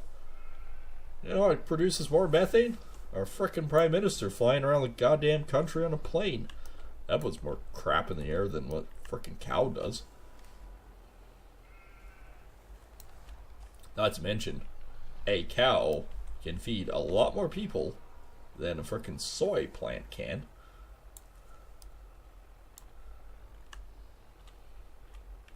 Can I drop it? Oh, there we go. I know I had one guy actually figured out the numbers behind it. And like he says, you know, a good size cow can feed about 500 people for basically 500 people one day. And your typical quarter section of land, whether it's a feedlot or whatnot, or hay grazing, can have about typically, oh, what is this magic? Oh, there we go. Well, that was a first. Are these bales heavier? There's not that much weight. And I just pick it up in the wrong spot and it launched me? What was that? Anyways, I can't remember how many he said, like 5,000 head on a quarter section. So 500 times 5,000, right? Is how many people that feeds. A quarter section of soy plants will only feed, I think it was 1,000 people for one day. It's like, that's not very good numbers.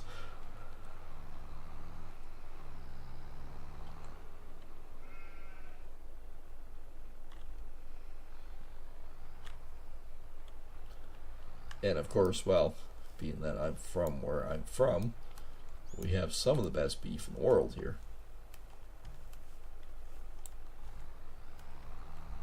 Now, I'm not the kind of guy that can eat red meat every day of the week. I can't. I am a meat eater.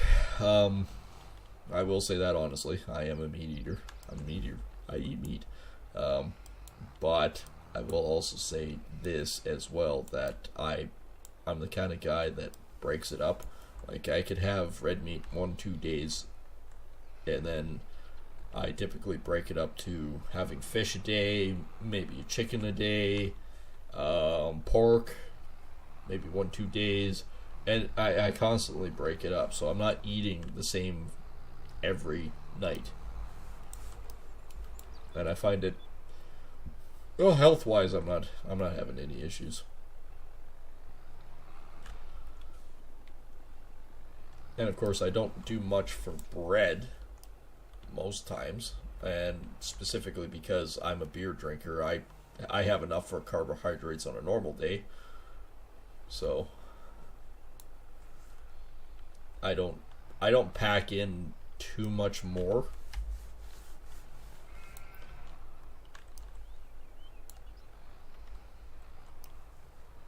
I know a lot of people go, well, you know, that's not the point. Carbohydrates, yeah, beer adds a lot of carbo, but I do it health-wise and cautiously.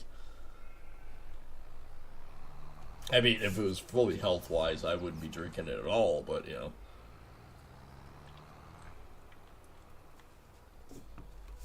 We all have our vices. I've learned that over the years, and quite honestly, everyone has their own vice. And everyone... Okay, enough with this magic. Everyone has their own issues, and how you deal with them is how you deal with them. I have a few drinks, and I'm fine with it. And with me drinking, I am not the abusive kind of guy. You know what happens when I drink too much? I'll tell you honestly. If I drink too much one night, you know what happens? I fall asleep. I'm one of those super aggressive sleepers. Oh no, I've had my fills. And that's pretty much what happens. I literally just fall asleep. If I drink too much, yeah, I fall asleep. I wake up and go, well, I feel pretty good. I don't know. I can't explain it any other way. I know some guys, they drink, it's a problem because they lose track of themselves, they get abusive, they do everything under the sun and whatnot. Me? Nope. No, no, no, no, no, no, no. Hey, give me that back. Alright, drop that. Okay, can I do this now? Nope, nope. There we go. I actually had one of my exes, one of my girlfriends. She was a heavy drinker, more so than me, and way more than me. Like, she would drink 4 or 5 bottles of wine a night, and she was a belligerent drunk, very abusive, which was probably one of the reasons why I left her. You know what? We're gonna have more bales. Let's start another row or 2. Singles we'll do over there. Anything that's a double we'll park there.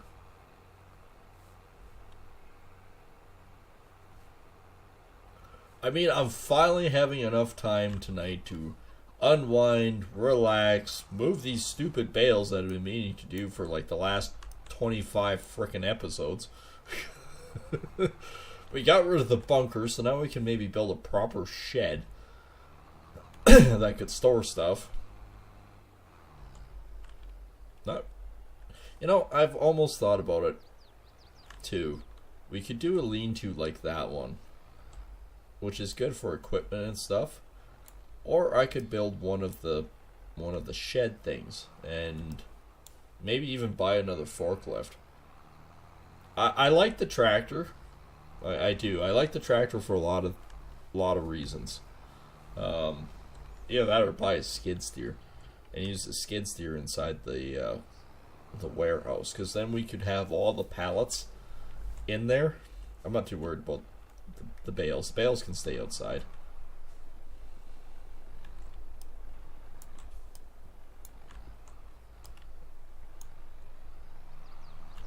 All my bales can stay outside. They're fine outside as it is. But like when we get up to production, have the wool.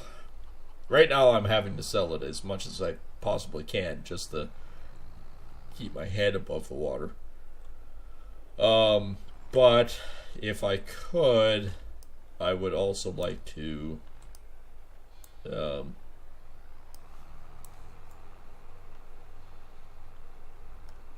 keep the wool in one place, the eggs in another, the honey.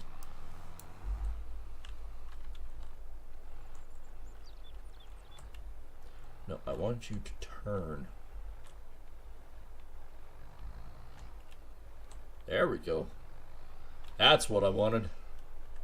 Here's the ticket.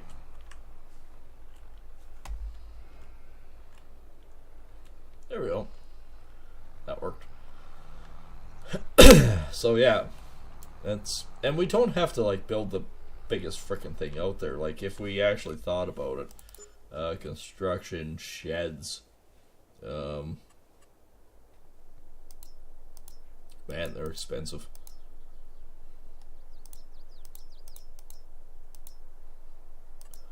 Oh, that's actually not a bad size one. We could probably place this back over here or something like that and get a couple doors and whatnot. It's 150,000, but even this stupid thing right here is this one. That's 44,000.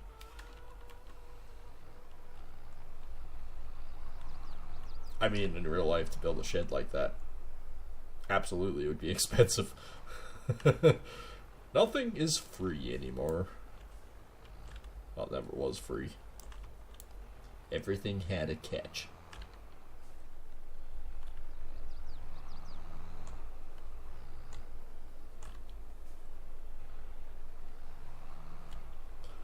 I mean, even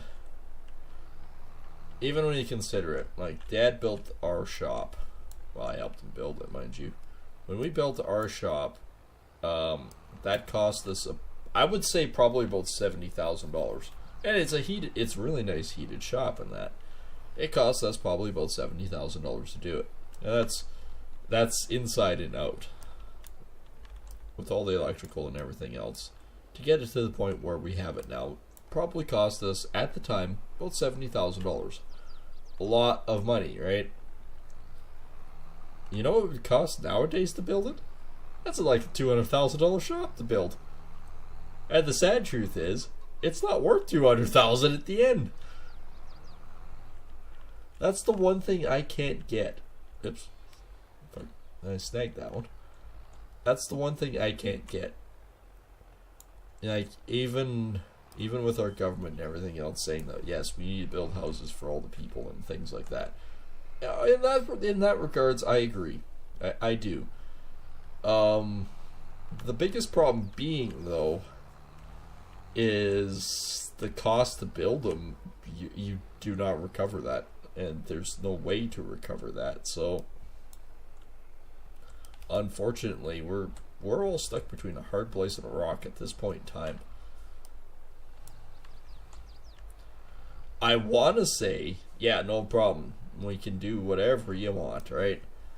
But, like, even the guy that we're going to potentially do these floors for, going back to that one, had a really good chat with him. And I said, so, like, I know where this location is. These are all really super high-end, expensive houses. And people are still buying them left, right, and center. But the biggest issue that he says that he's finding, I said, so, like, what is the cost to build versus what do you make on it? And he says, well, what he's making on them versus what profit margin isn't much. He says if he makes a 5% margin on these houses, he's lucky. And like I said to him, I said, you know, money is good and everything like that. Like, I quoted him a price and he says, you know, that is actually a fairly cheap price for this area. And I said, where I'm from, it isn't. I said, that's the going rate where I'm from. I said, and that's what I charge you, is the going rate, because that's what I feel the job is worth. And then we were talking about tiling, and that's the other big one. So I quoted him one price, and he says, you're like a third of the price of what other guys are charging me. I said, really? And he says, yeah. I went, but my rate for, because I'm quite a fussy tiler. Like he says, the going rate of the tile is, like he says, these guys don't care. They'll come in, they'll do a crap job, and are 3 times more expensive than me. And I went, that's, to me, that's insane. And he says, and half of them, honestly, don't care about the work that they do. And I said, no, I take pride in doing it.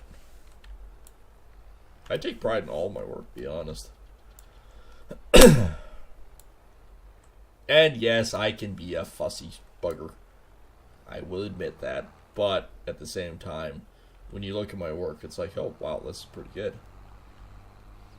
I did take a... if that brings up to another one. I took a look at one guy's tiling the other day. And well, last week, actually. And this is a brand new tiling job, and the guy really fucked up. And I say that, and I can honestly say that. Hey, how's it going? Because you can bang on the wall and the tile comes off. I have a lot more bales here than I originally thought. I don't know why I didn't sell the other bales. I was thinking, oh, I'm getting low on bales, so I'm going to have more. Why? I've got enough bales here for another year. At least I got rid of this stupid paddock. Actually, I don't know why.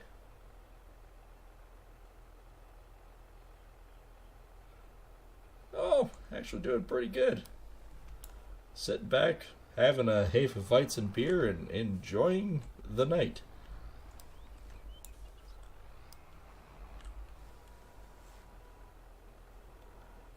Remembering how much I hate bales.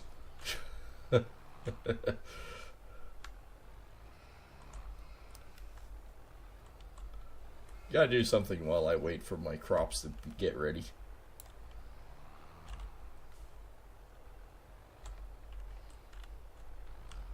And down. Nope, missed. Quit spinning, you swine. Well, a bad day at farming is still better than a good day at work.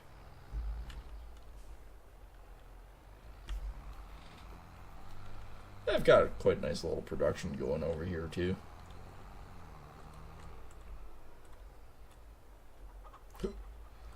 If I could keep my tires on the ground, that'd be great. Just alone. There's nobody else on here. This is not a multiplayer map.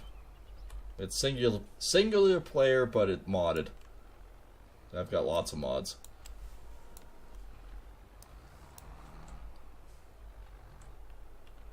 Well, that didn't work out too well, did it?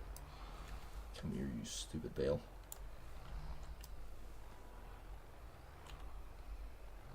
I'll turn you around. Oh, that's a flower over there. I'm going, what the heck is that? Is that a snake? No. Of course it's not a snake.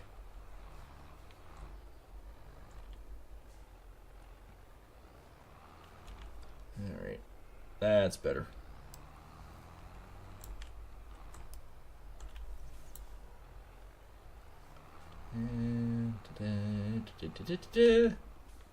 Yes, careen yourself into the other pails. Yep. It's gonna work beautifully. The other guy should be frickin' done that weeding of that field, I would think.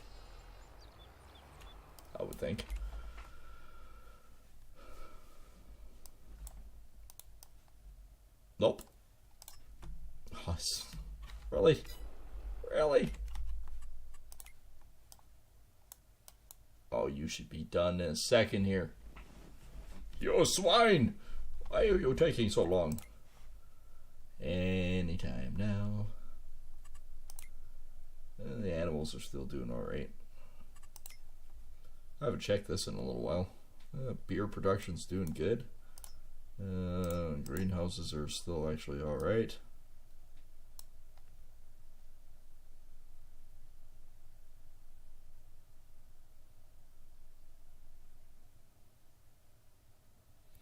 I mean, if you want to pick my brain with FS22, not a problem. Can do a lot for you. Like I said, obviously it's heavily modded. Your standard game does not have beer production, nor does it have a meat processing plant. So I've got that. I've got an oil refinery that makes paraffin, kerosene, motor oil, bearing grease, and diesel fuel for my farm. And then I've got oil derricks precariously placed all over the farm.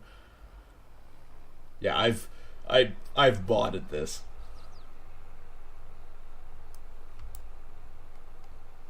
Not to mention, most of the stuff on here isn't actually original to it. But I mean, if you have any questions about it, I'm here for you. I thoroughly enjoyed this game. Actually, I thoroughly enjoyed all of them. I thought the physics behind Farming Sim, back when it was the original Giant software with Farming Sim, I think it was 7 when I first started. I think it was Farming Sim 7. And I thought it was amazing with the physics that you could drive a combine through the field and it would knock the field down and turn it to straw. And it was like, hey, cool. And then you put it in a little cart and drive around the way you went. It was pretty simplistic. And it wasn't until, I think, Farming Sim 11 when you started getting into player mods, and that completely changed the game. Could I get this bale off my forks? Thank you very much. There we go. And I remember the first mod that I ever downloaded was actually a four-wheel drive John Deere tractor. And then I downloaded, right after that, I downloaded the Harrows, which was that was a Horsch, actually. That was a Horsch 60-foot Harrows. I believe that's what it was.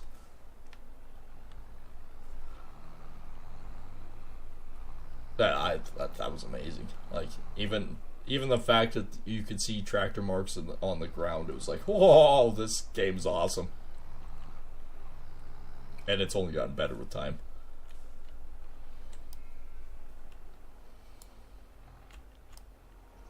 Could I ever get this off? Come on. Yeah, there we go. It's a workout getting the frickin' bales off. I have one bale left down there, and then I'm officially cleaned up this mess that I created for myself a while ago. Even that house right down there, that's mod. The other mod that I'm really excited to play with is the new straw mod. I've got a harvest straw. So when your crop is ready to go, you can swath it down to windrows, and then you can combine it like that, which is what we used to do a lot. So I usually go through fs22mods.com, and they have all sorts. And it depends on what you want to do with your map, because even the map I'm on is a mod. It depends on what you want to do with it. If you want to go into like more production mode than farming, then there's quite a few that you can get yourself into. Or there's other, say you want to do like more cereal farming, or you want to do more animals, there's tons. Best thing to do is just go to fs22mods.com and just peruse. And one thing about it, on your C drive in your documents, you'll have My Games or something like that, and you will see Farming Sim 22. If you click on that, you'll get to something called mods. And when you download the stuff off the mods, they come as a zip file, and all you have to do to install them is move that zip file into the mods folder, and next time you load up the game, it should be in there. Most of the mods I've played with actually work. Most. There are a few that you look and go, well, that just never installed. And I have no idea why. Like I said, I've got it to the point where I've got oil derricks and everything else, and one thing with the oil derricks is, like, they create crude oil, but you have to buy oil barrels for this to actually work as a production. So you have to buy, say, 1,000 liters of oil barrels for $3,000, and you get crude oil barrels. Oh, you play on a PlayStation? Well, it should still be similar. You should still have a mods folder on it, I think. I'd have to look it up. I'd probably look it up.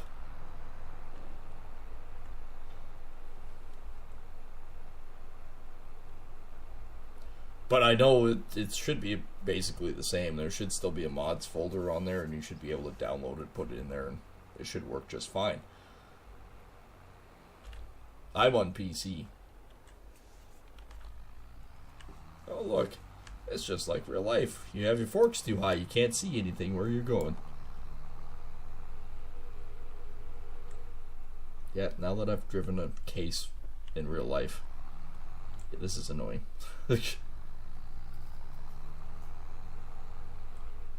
Alright, well, this other guy should be done with the contract over here. Yes, he is. Hey, some extra cash, cash in the coffer. Yep, one contract. One measly little contract. Wait, wasn't that a contract? What? That was contract, wasn't it?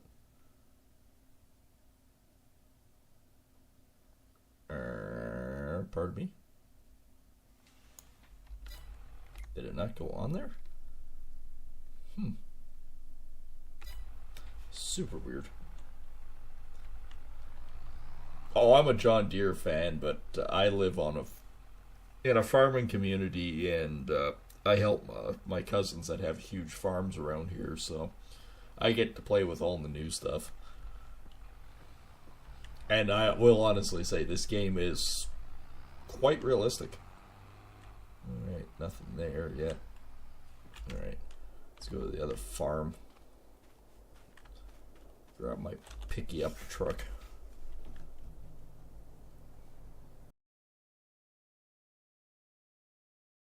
The exceptional cost of everything. Oh, it is springtime. I don't mind the rain in this regards.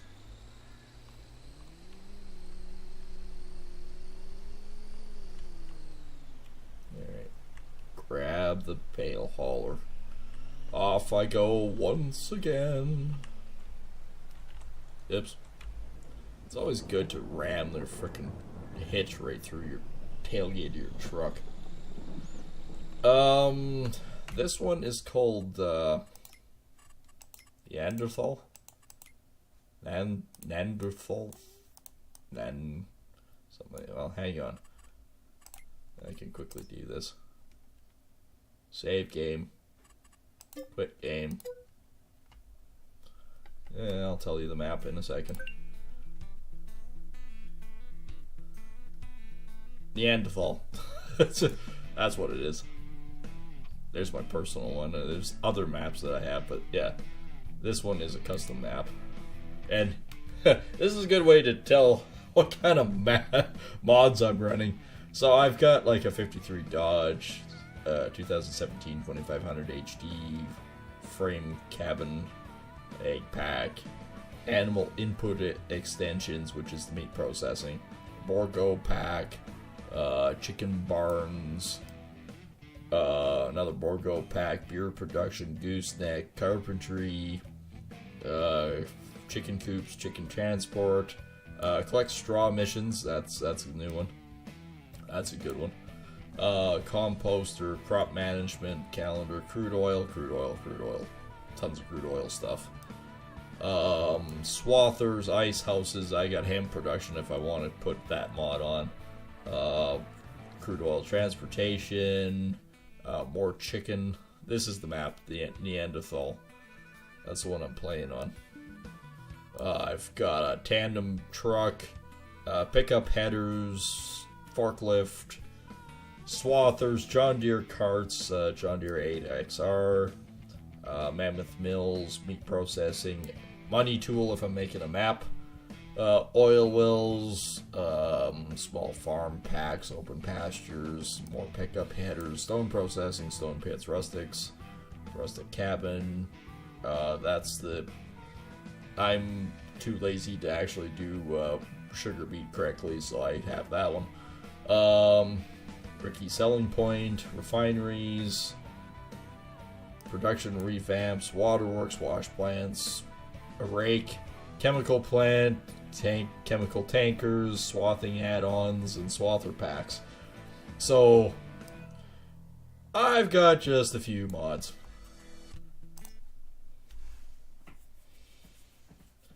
Well, yeah, there we go. We now know which map I'm on.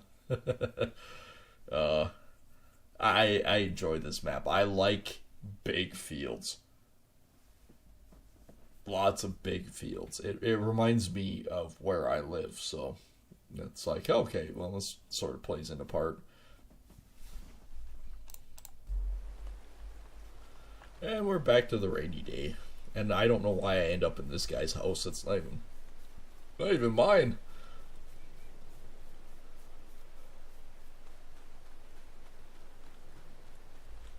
So I mean, I don't know if you can.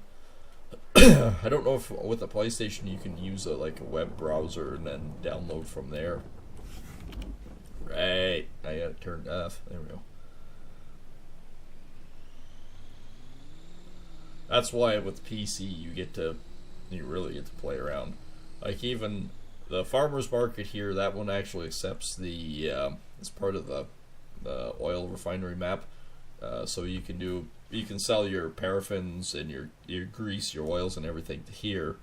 Pub with beer, which is Norsk dining or something like that, whatever I called it. That's part of the beer production mod. Egg stand, that's another mod. And of course you've got the meat sales, which is the sell point to the meat packing plant that is right there.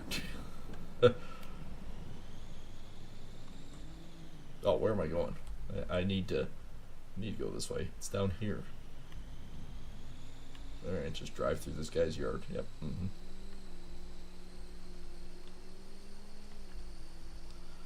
See, here's all the bales I was mentioning. Right next to my oil derrick. Yep.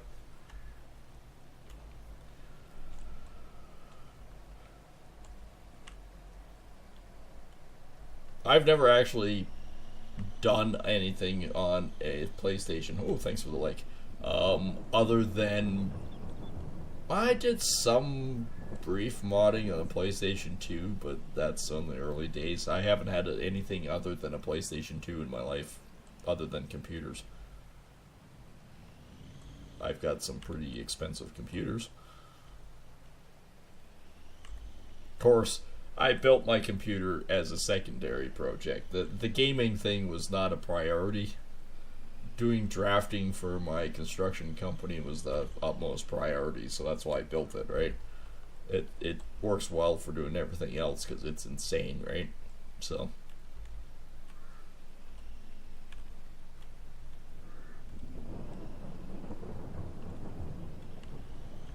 did I have any over here? No. Okay. That wasn't too bad. I only left 9 bales over here. This is where the house originally was. I sold it. I'm sure you could probably still mod with it. I just gotta sort of figure it out and look it up. I know the computer side of it's really easy.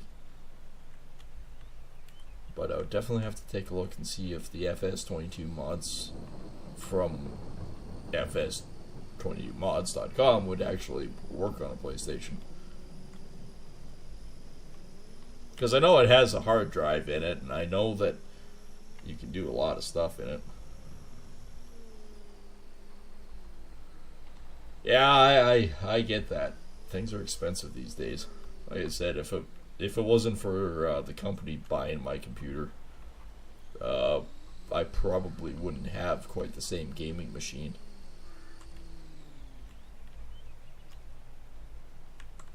Would you? You can see I'm moving bales. Could you move? Thank you.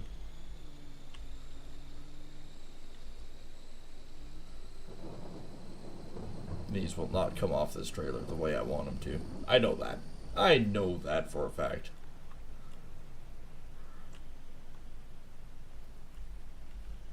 I mean, even if you just played the regular standard game for a while, you'd start to figure it out, and it's like, oh, this is a lot of fun. I'll just dump them here, and I'll move them in with the tractor. Meh.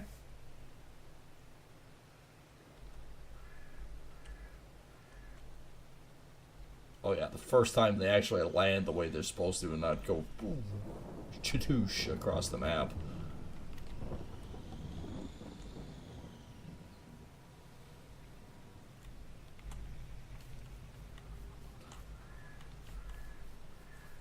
I mean, I actually custom built my own computer too. It's not like, oh crap, that's full. It's not like I paid someone to do it. I just did it myself. Saves a lot.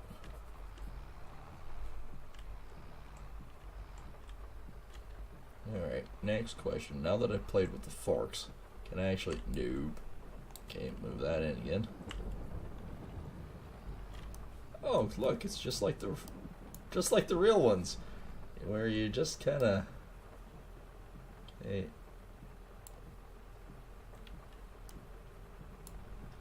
You kinda have to just sort of eyeball it and hope you get it. I think I might have. Nope.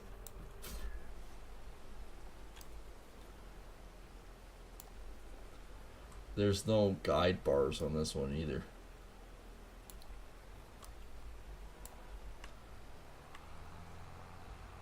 Like, I know mine, like my tractor, my actual tractor, I've got a balancing rod on the side so you can roughly see where it's positioned at. So you can go, okay, well, I'm here. Yeah, I skipped through a day, didn't I?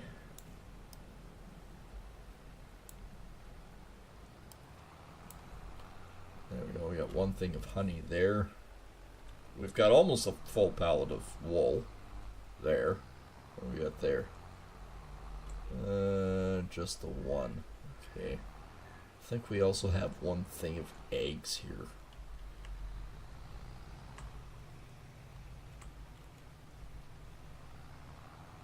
Turn, turn, turn, turn.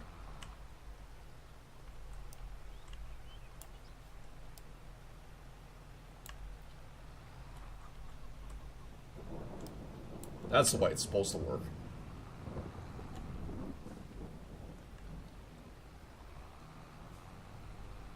Alright, well, hopefully... Well, we have one more day of May, and then it's on to June. June, I'm hoping we can start combining for people. Holy crap, I have trees! It's the little things in life. I just planted those trees not long ago.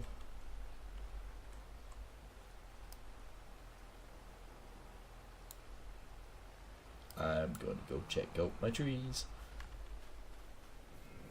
I have trees. Oh, it's the birch. I have birch trees. Well, you guys didn't grow up, but the birch trees did. Ah, that's cool. I like the birch trees.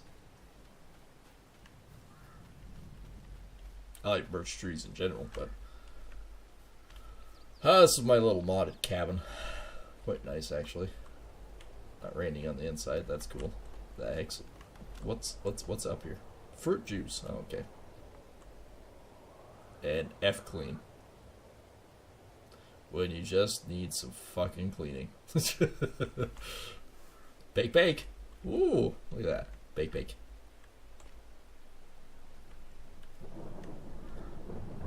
Liquid soap farm. Okay, whoever did this mod was... They were having fun with it. Okay, I can change the wardrobe in the can. That's nice. I can go upstairs too, I think. Yep. Not much up here. A couple boxes. I mean, this would be a nice place to put a cot too. And too bad there's no window up there. I got an old freaking radio here, which apparently I can throw. And my TV, which brand name wise says it's TV.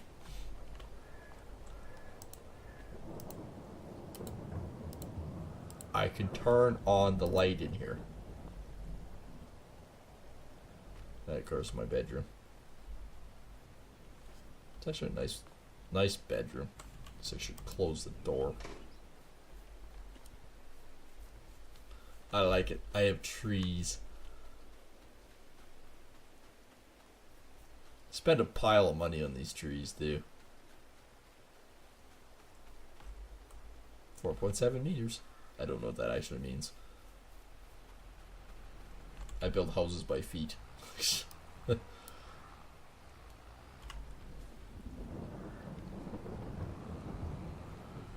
Yeah, I forgot entirely that since we skipped the day, Skip the day.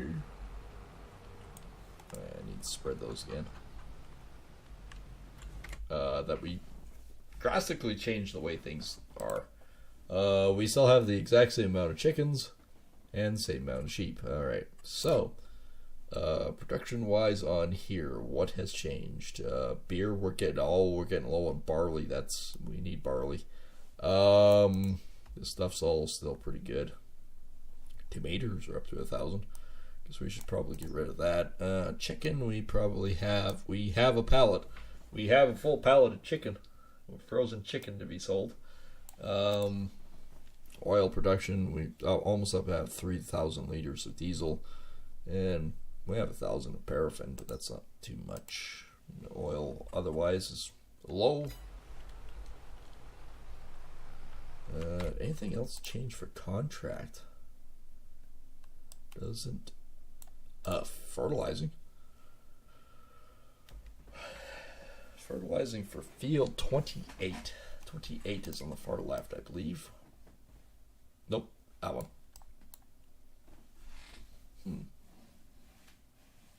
That one. And that was for 80 some. Okay, so we'd have about 40,000.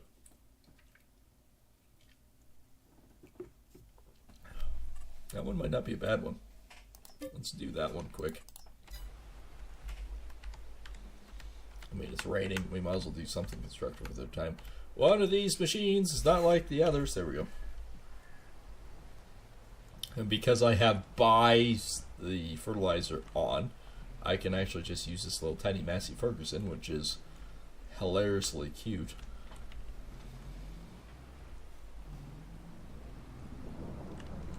It's even got the row crop tires on, so it's got the fat boys on the frickin' cart, but it's got the row crop on the tractor, which is hilarious.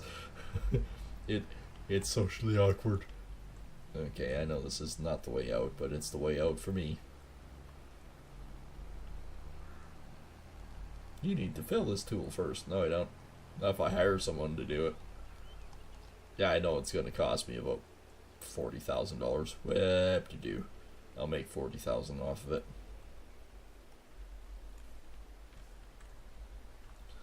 That should be about right, I think.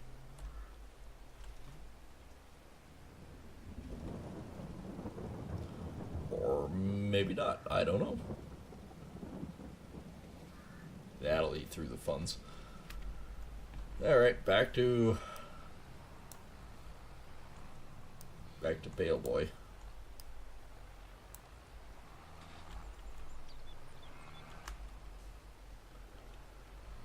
I still can't believe I have this many bales. This is insane.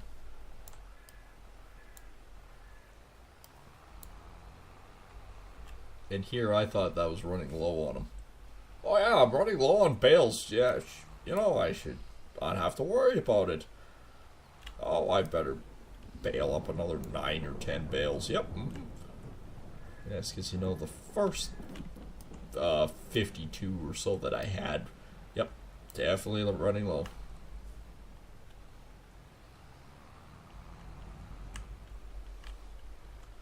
That should keep the sheepies quite happy. I mean, I could have probably an easy 100 to 200 sheep and still have enough grass to keep them fed. That's how insane this is. Again, I'm not complaining about it, but I'm complaining about it, if you know what I mean. I should have paid more attention to how many bales I had, not the fact that it's like, oh, well, nah, I'll be fine.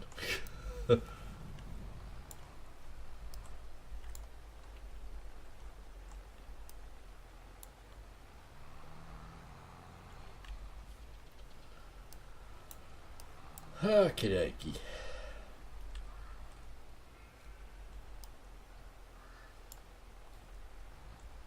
Move these a little bit tighter.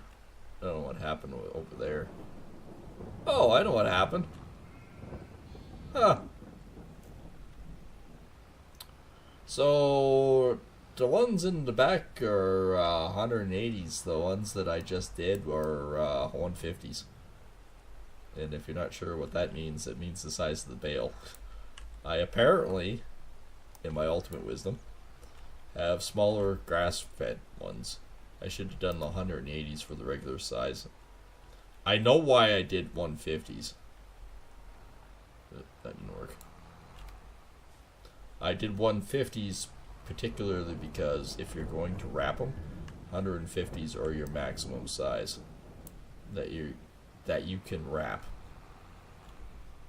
So these ones are all 150s. They're not any bigger than that. And you can definitely tell. It doesn't really matter. So instead of 9,000 liter bales, these are only 6,500. But again, it doesn't really get off the fork. Off the fork? Get off the fork. It doesn't really matter. The sheep don't care what size of bale you're feeding them. As long as you keep feeding them. This bale I'll scooping. Good job on the scooping. I'll throw in the feeder.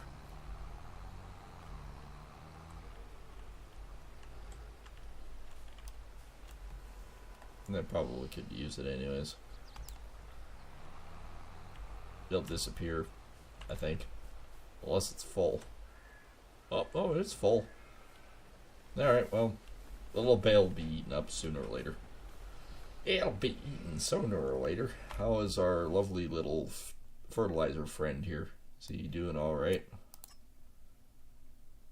Oh, it's that one. Yeah. 7%. Alright, so we've got stuff on the main farm to do next. We've got a full pallet of frozen chicken to haul over, so we can spawn that. So that's 4,000. Let's go find our lovely little... oh, the other one. That one. Okay, he's not stuck in the ground today, so we're doing really well. That's the other way. By the way, this isn't part of the map. What I built here is not part of the map. I did that myself. It'd also be great at some point in time if I actually made a portal through there. I wonder if I have other trees growing now, since the birch all of a sudden started growing.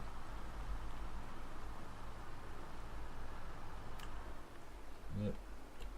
Just one frozen box of chicken, or pallet of chicken out here in the rain, and they're cardboard.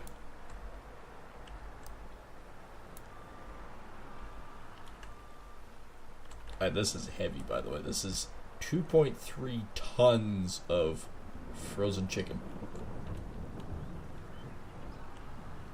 I do like my frozen chicken. I mean, this is a pretty decent little payday, too. This stuff is... about 7,000? Roughly about $7,000 worth of meat.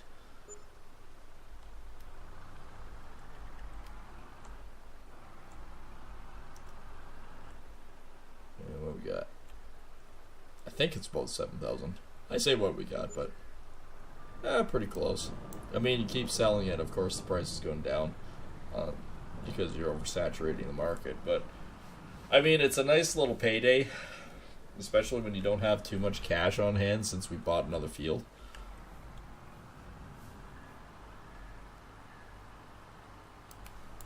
So beer production I'm not too worried about right now. I think we're probably pretty good on honey and strawberries yet for it. Getting a little greasy out here. But we'll take a look real quick, but we'll probably haul the stuff over to the farmer's market there. Honey and strawberries, yeah, we're doing alright. Barley, we're getting low. Wheat, we're getting low. Water, we're doing all right on the water yet.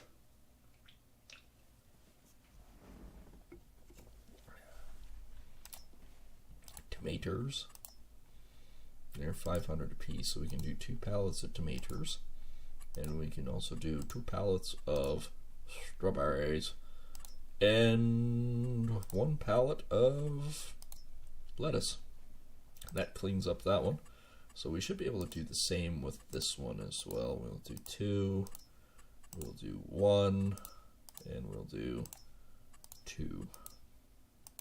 Same with this one. Spawn 2, 1, and 2.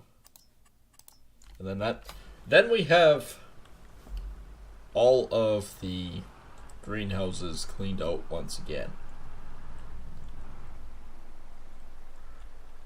Okay, we might only do like 2 pallets at a time here.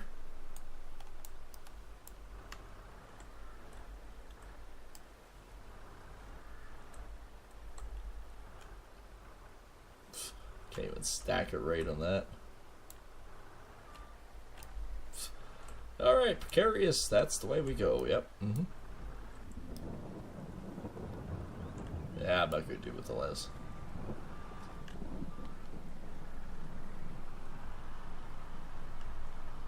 I mean, this will take us some time with the forklift to boogie on through here and sell it, but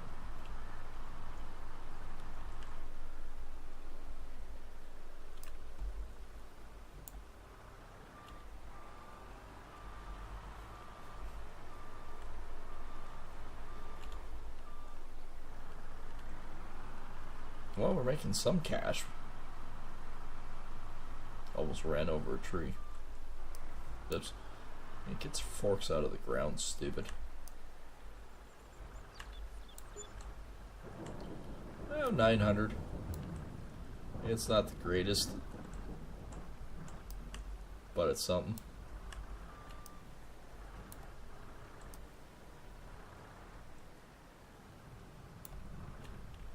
That's what I wanted to do from the get-go, but the other one was giving me grief.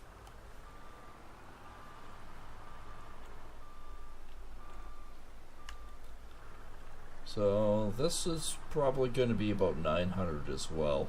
So 1800 per greenhouse, which actually overall shouldn't be too bad, I don't think.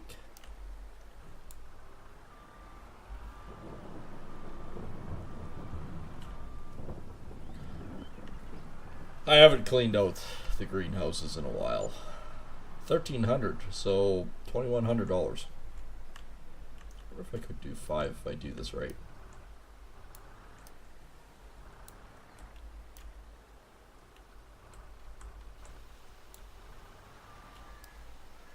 Maybe.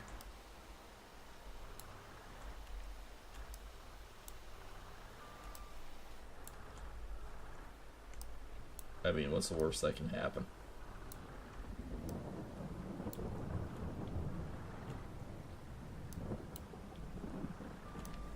Well, that is precarious like you wouldn't believe. And that's a surprising amount of weight, too.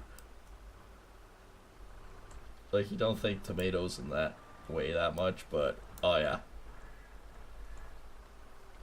So 400 kg a package there, 400, and those are also 400. So 400 kg times 5. I gotta go all the way. Oh, won't be doing that.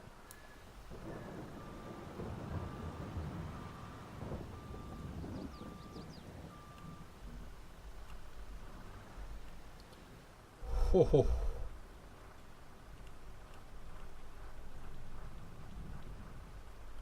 If I do it fast enough and repetitive enough, maybe I can turn the corner.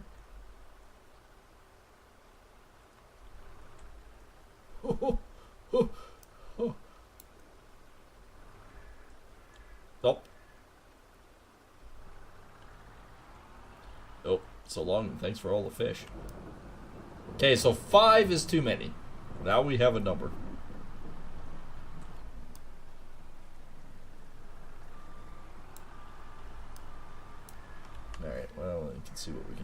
here.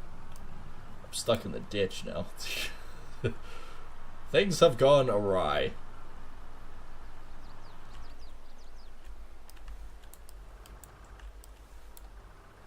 I mean, I didn't pick that up real good, but I don't care. 452.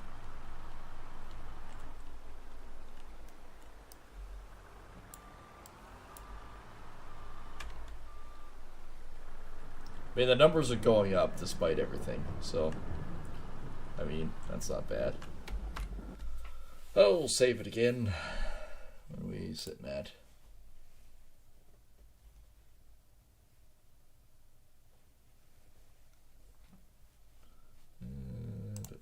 I always like to make sure I save, especially after doing this stuff.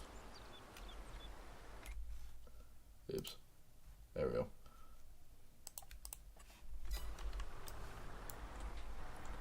Alright, you guys. Oh! That was like instant load there. Not entirely sure what happened there, but all of a sudden it's like, ho, hey-oh.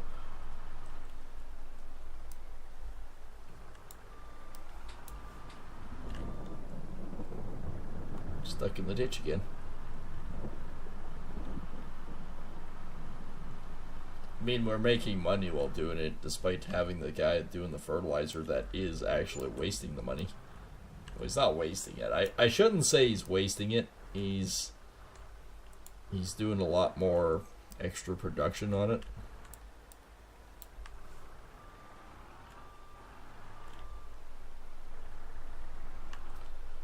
And it's an $80,000 contract, so like I said, if he burns up $40,000, we still make $40,000 on it.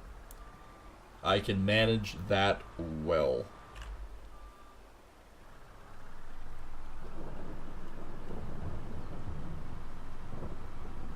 Well, we should be getting close to harvest time for next stream.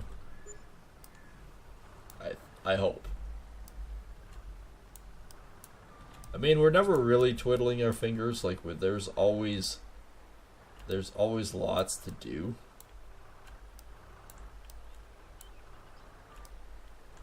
Oops.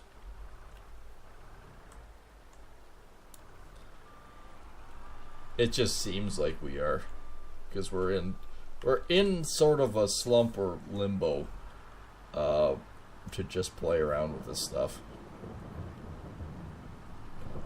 But I mean, we still have productions. It's still making money. Tonight we went from basically, say, I think it was about, what, $40,000 to like $93,000, $94,000 now. That's not bad. That's considerably well, it's better. I wouldn't say we're going to be able to pay off our debt anytime soon. Like, I'm going to leave it at about 100,000. We do need to build up for a seeder, an air cart in that, which is going to cost us about $600,000. So we're on the progression to get there. We did buy our tractor, so that's a huge step in the right direction. Always with the frickin' ditch.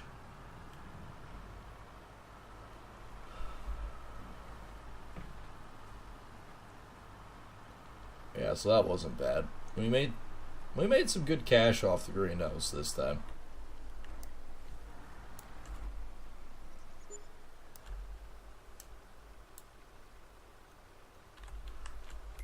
So total wise, we're up to 53 apparently.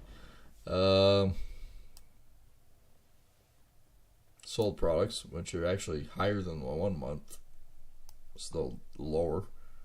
I don't know where the contract pay went on that one. I know we got paid for it. I made free cash, I don't know. It's just didn't register that much. 94,000, so we're up to 53. Contract wise, he's doing at 26, and we can actually see here. Fertilized point actually didn't. We're only off by just that touch, so that's not bad.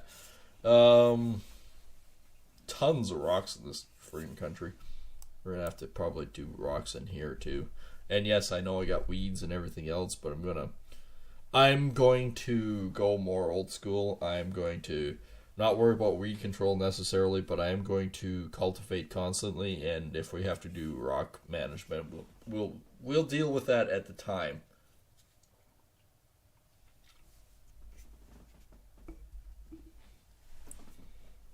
Well, we definitely have everything that's growing nice. Like growth wise, oats are almost on par with this. Or sorghum or potatoes are a little bit later. But yeah, look at all the freaking barley fields that are ready. I am quite happy about that. Everything's good there. Got everything caught up there. Anyways, I think that's going to be it for me tonight. Hope you guys have enjoyed.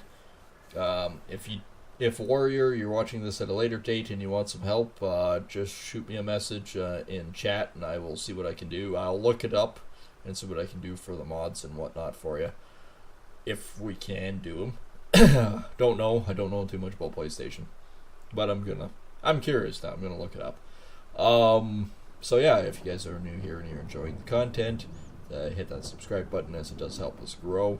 And of course, that's underneath the video. And of course, you can smack that little house girl in the bottom right corner and he'll pop out a button. He's a really nice guy, but sometimes he's a little anal, so you gotta smack him upside the head and he'll smarten up. And of course, you can hit the likes, and I do appreciate everyone liking tonight. That helps me a lot. And of course, share the content to all your friends and family, and that also helps us grow. And of course, if you do want to keep tabs on things, hit that alert bell, as that's a good way to tell when new content comes out, and of course when we go live. And yeah, we will see everyone on the next one. Take care, everyone. Thanks for joining.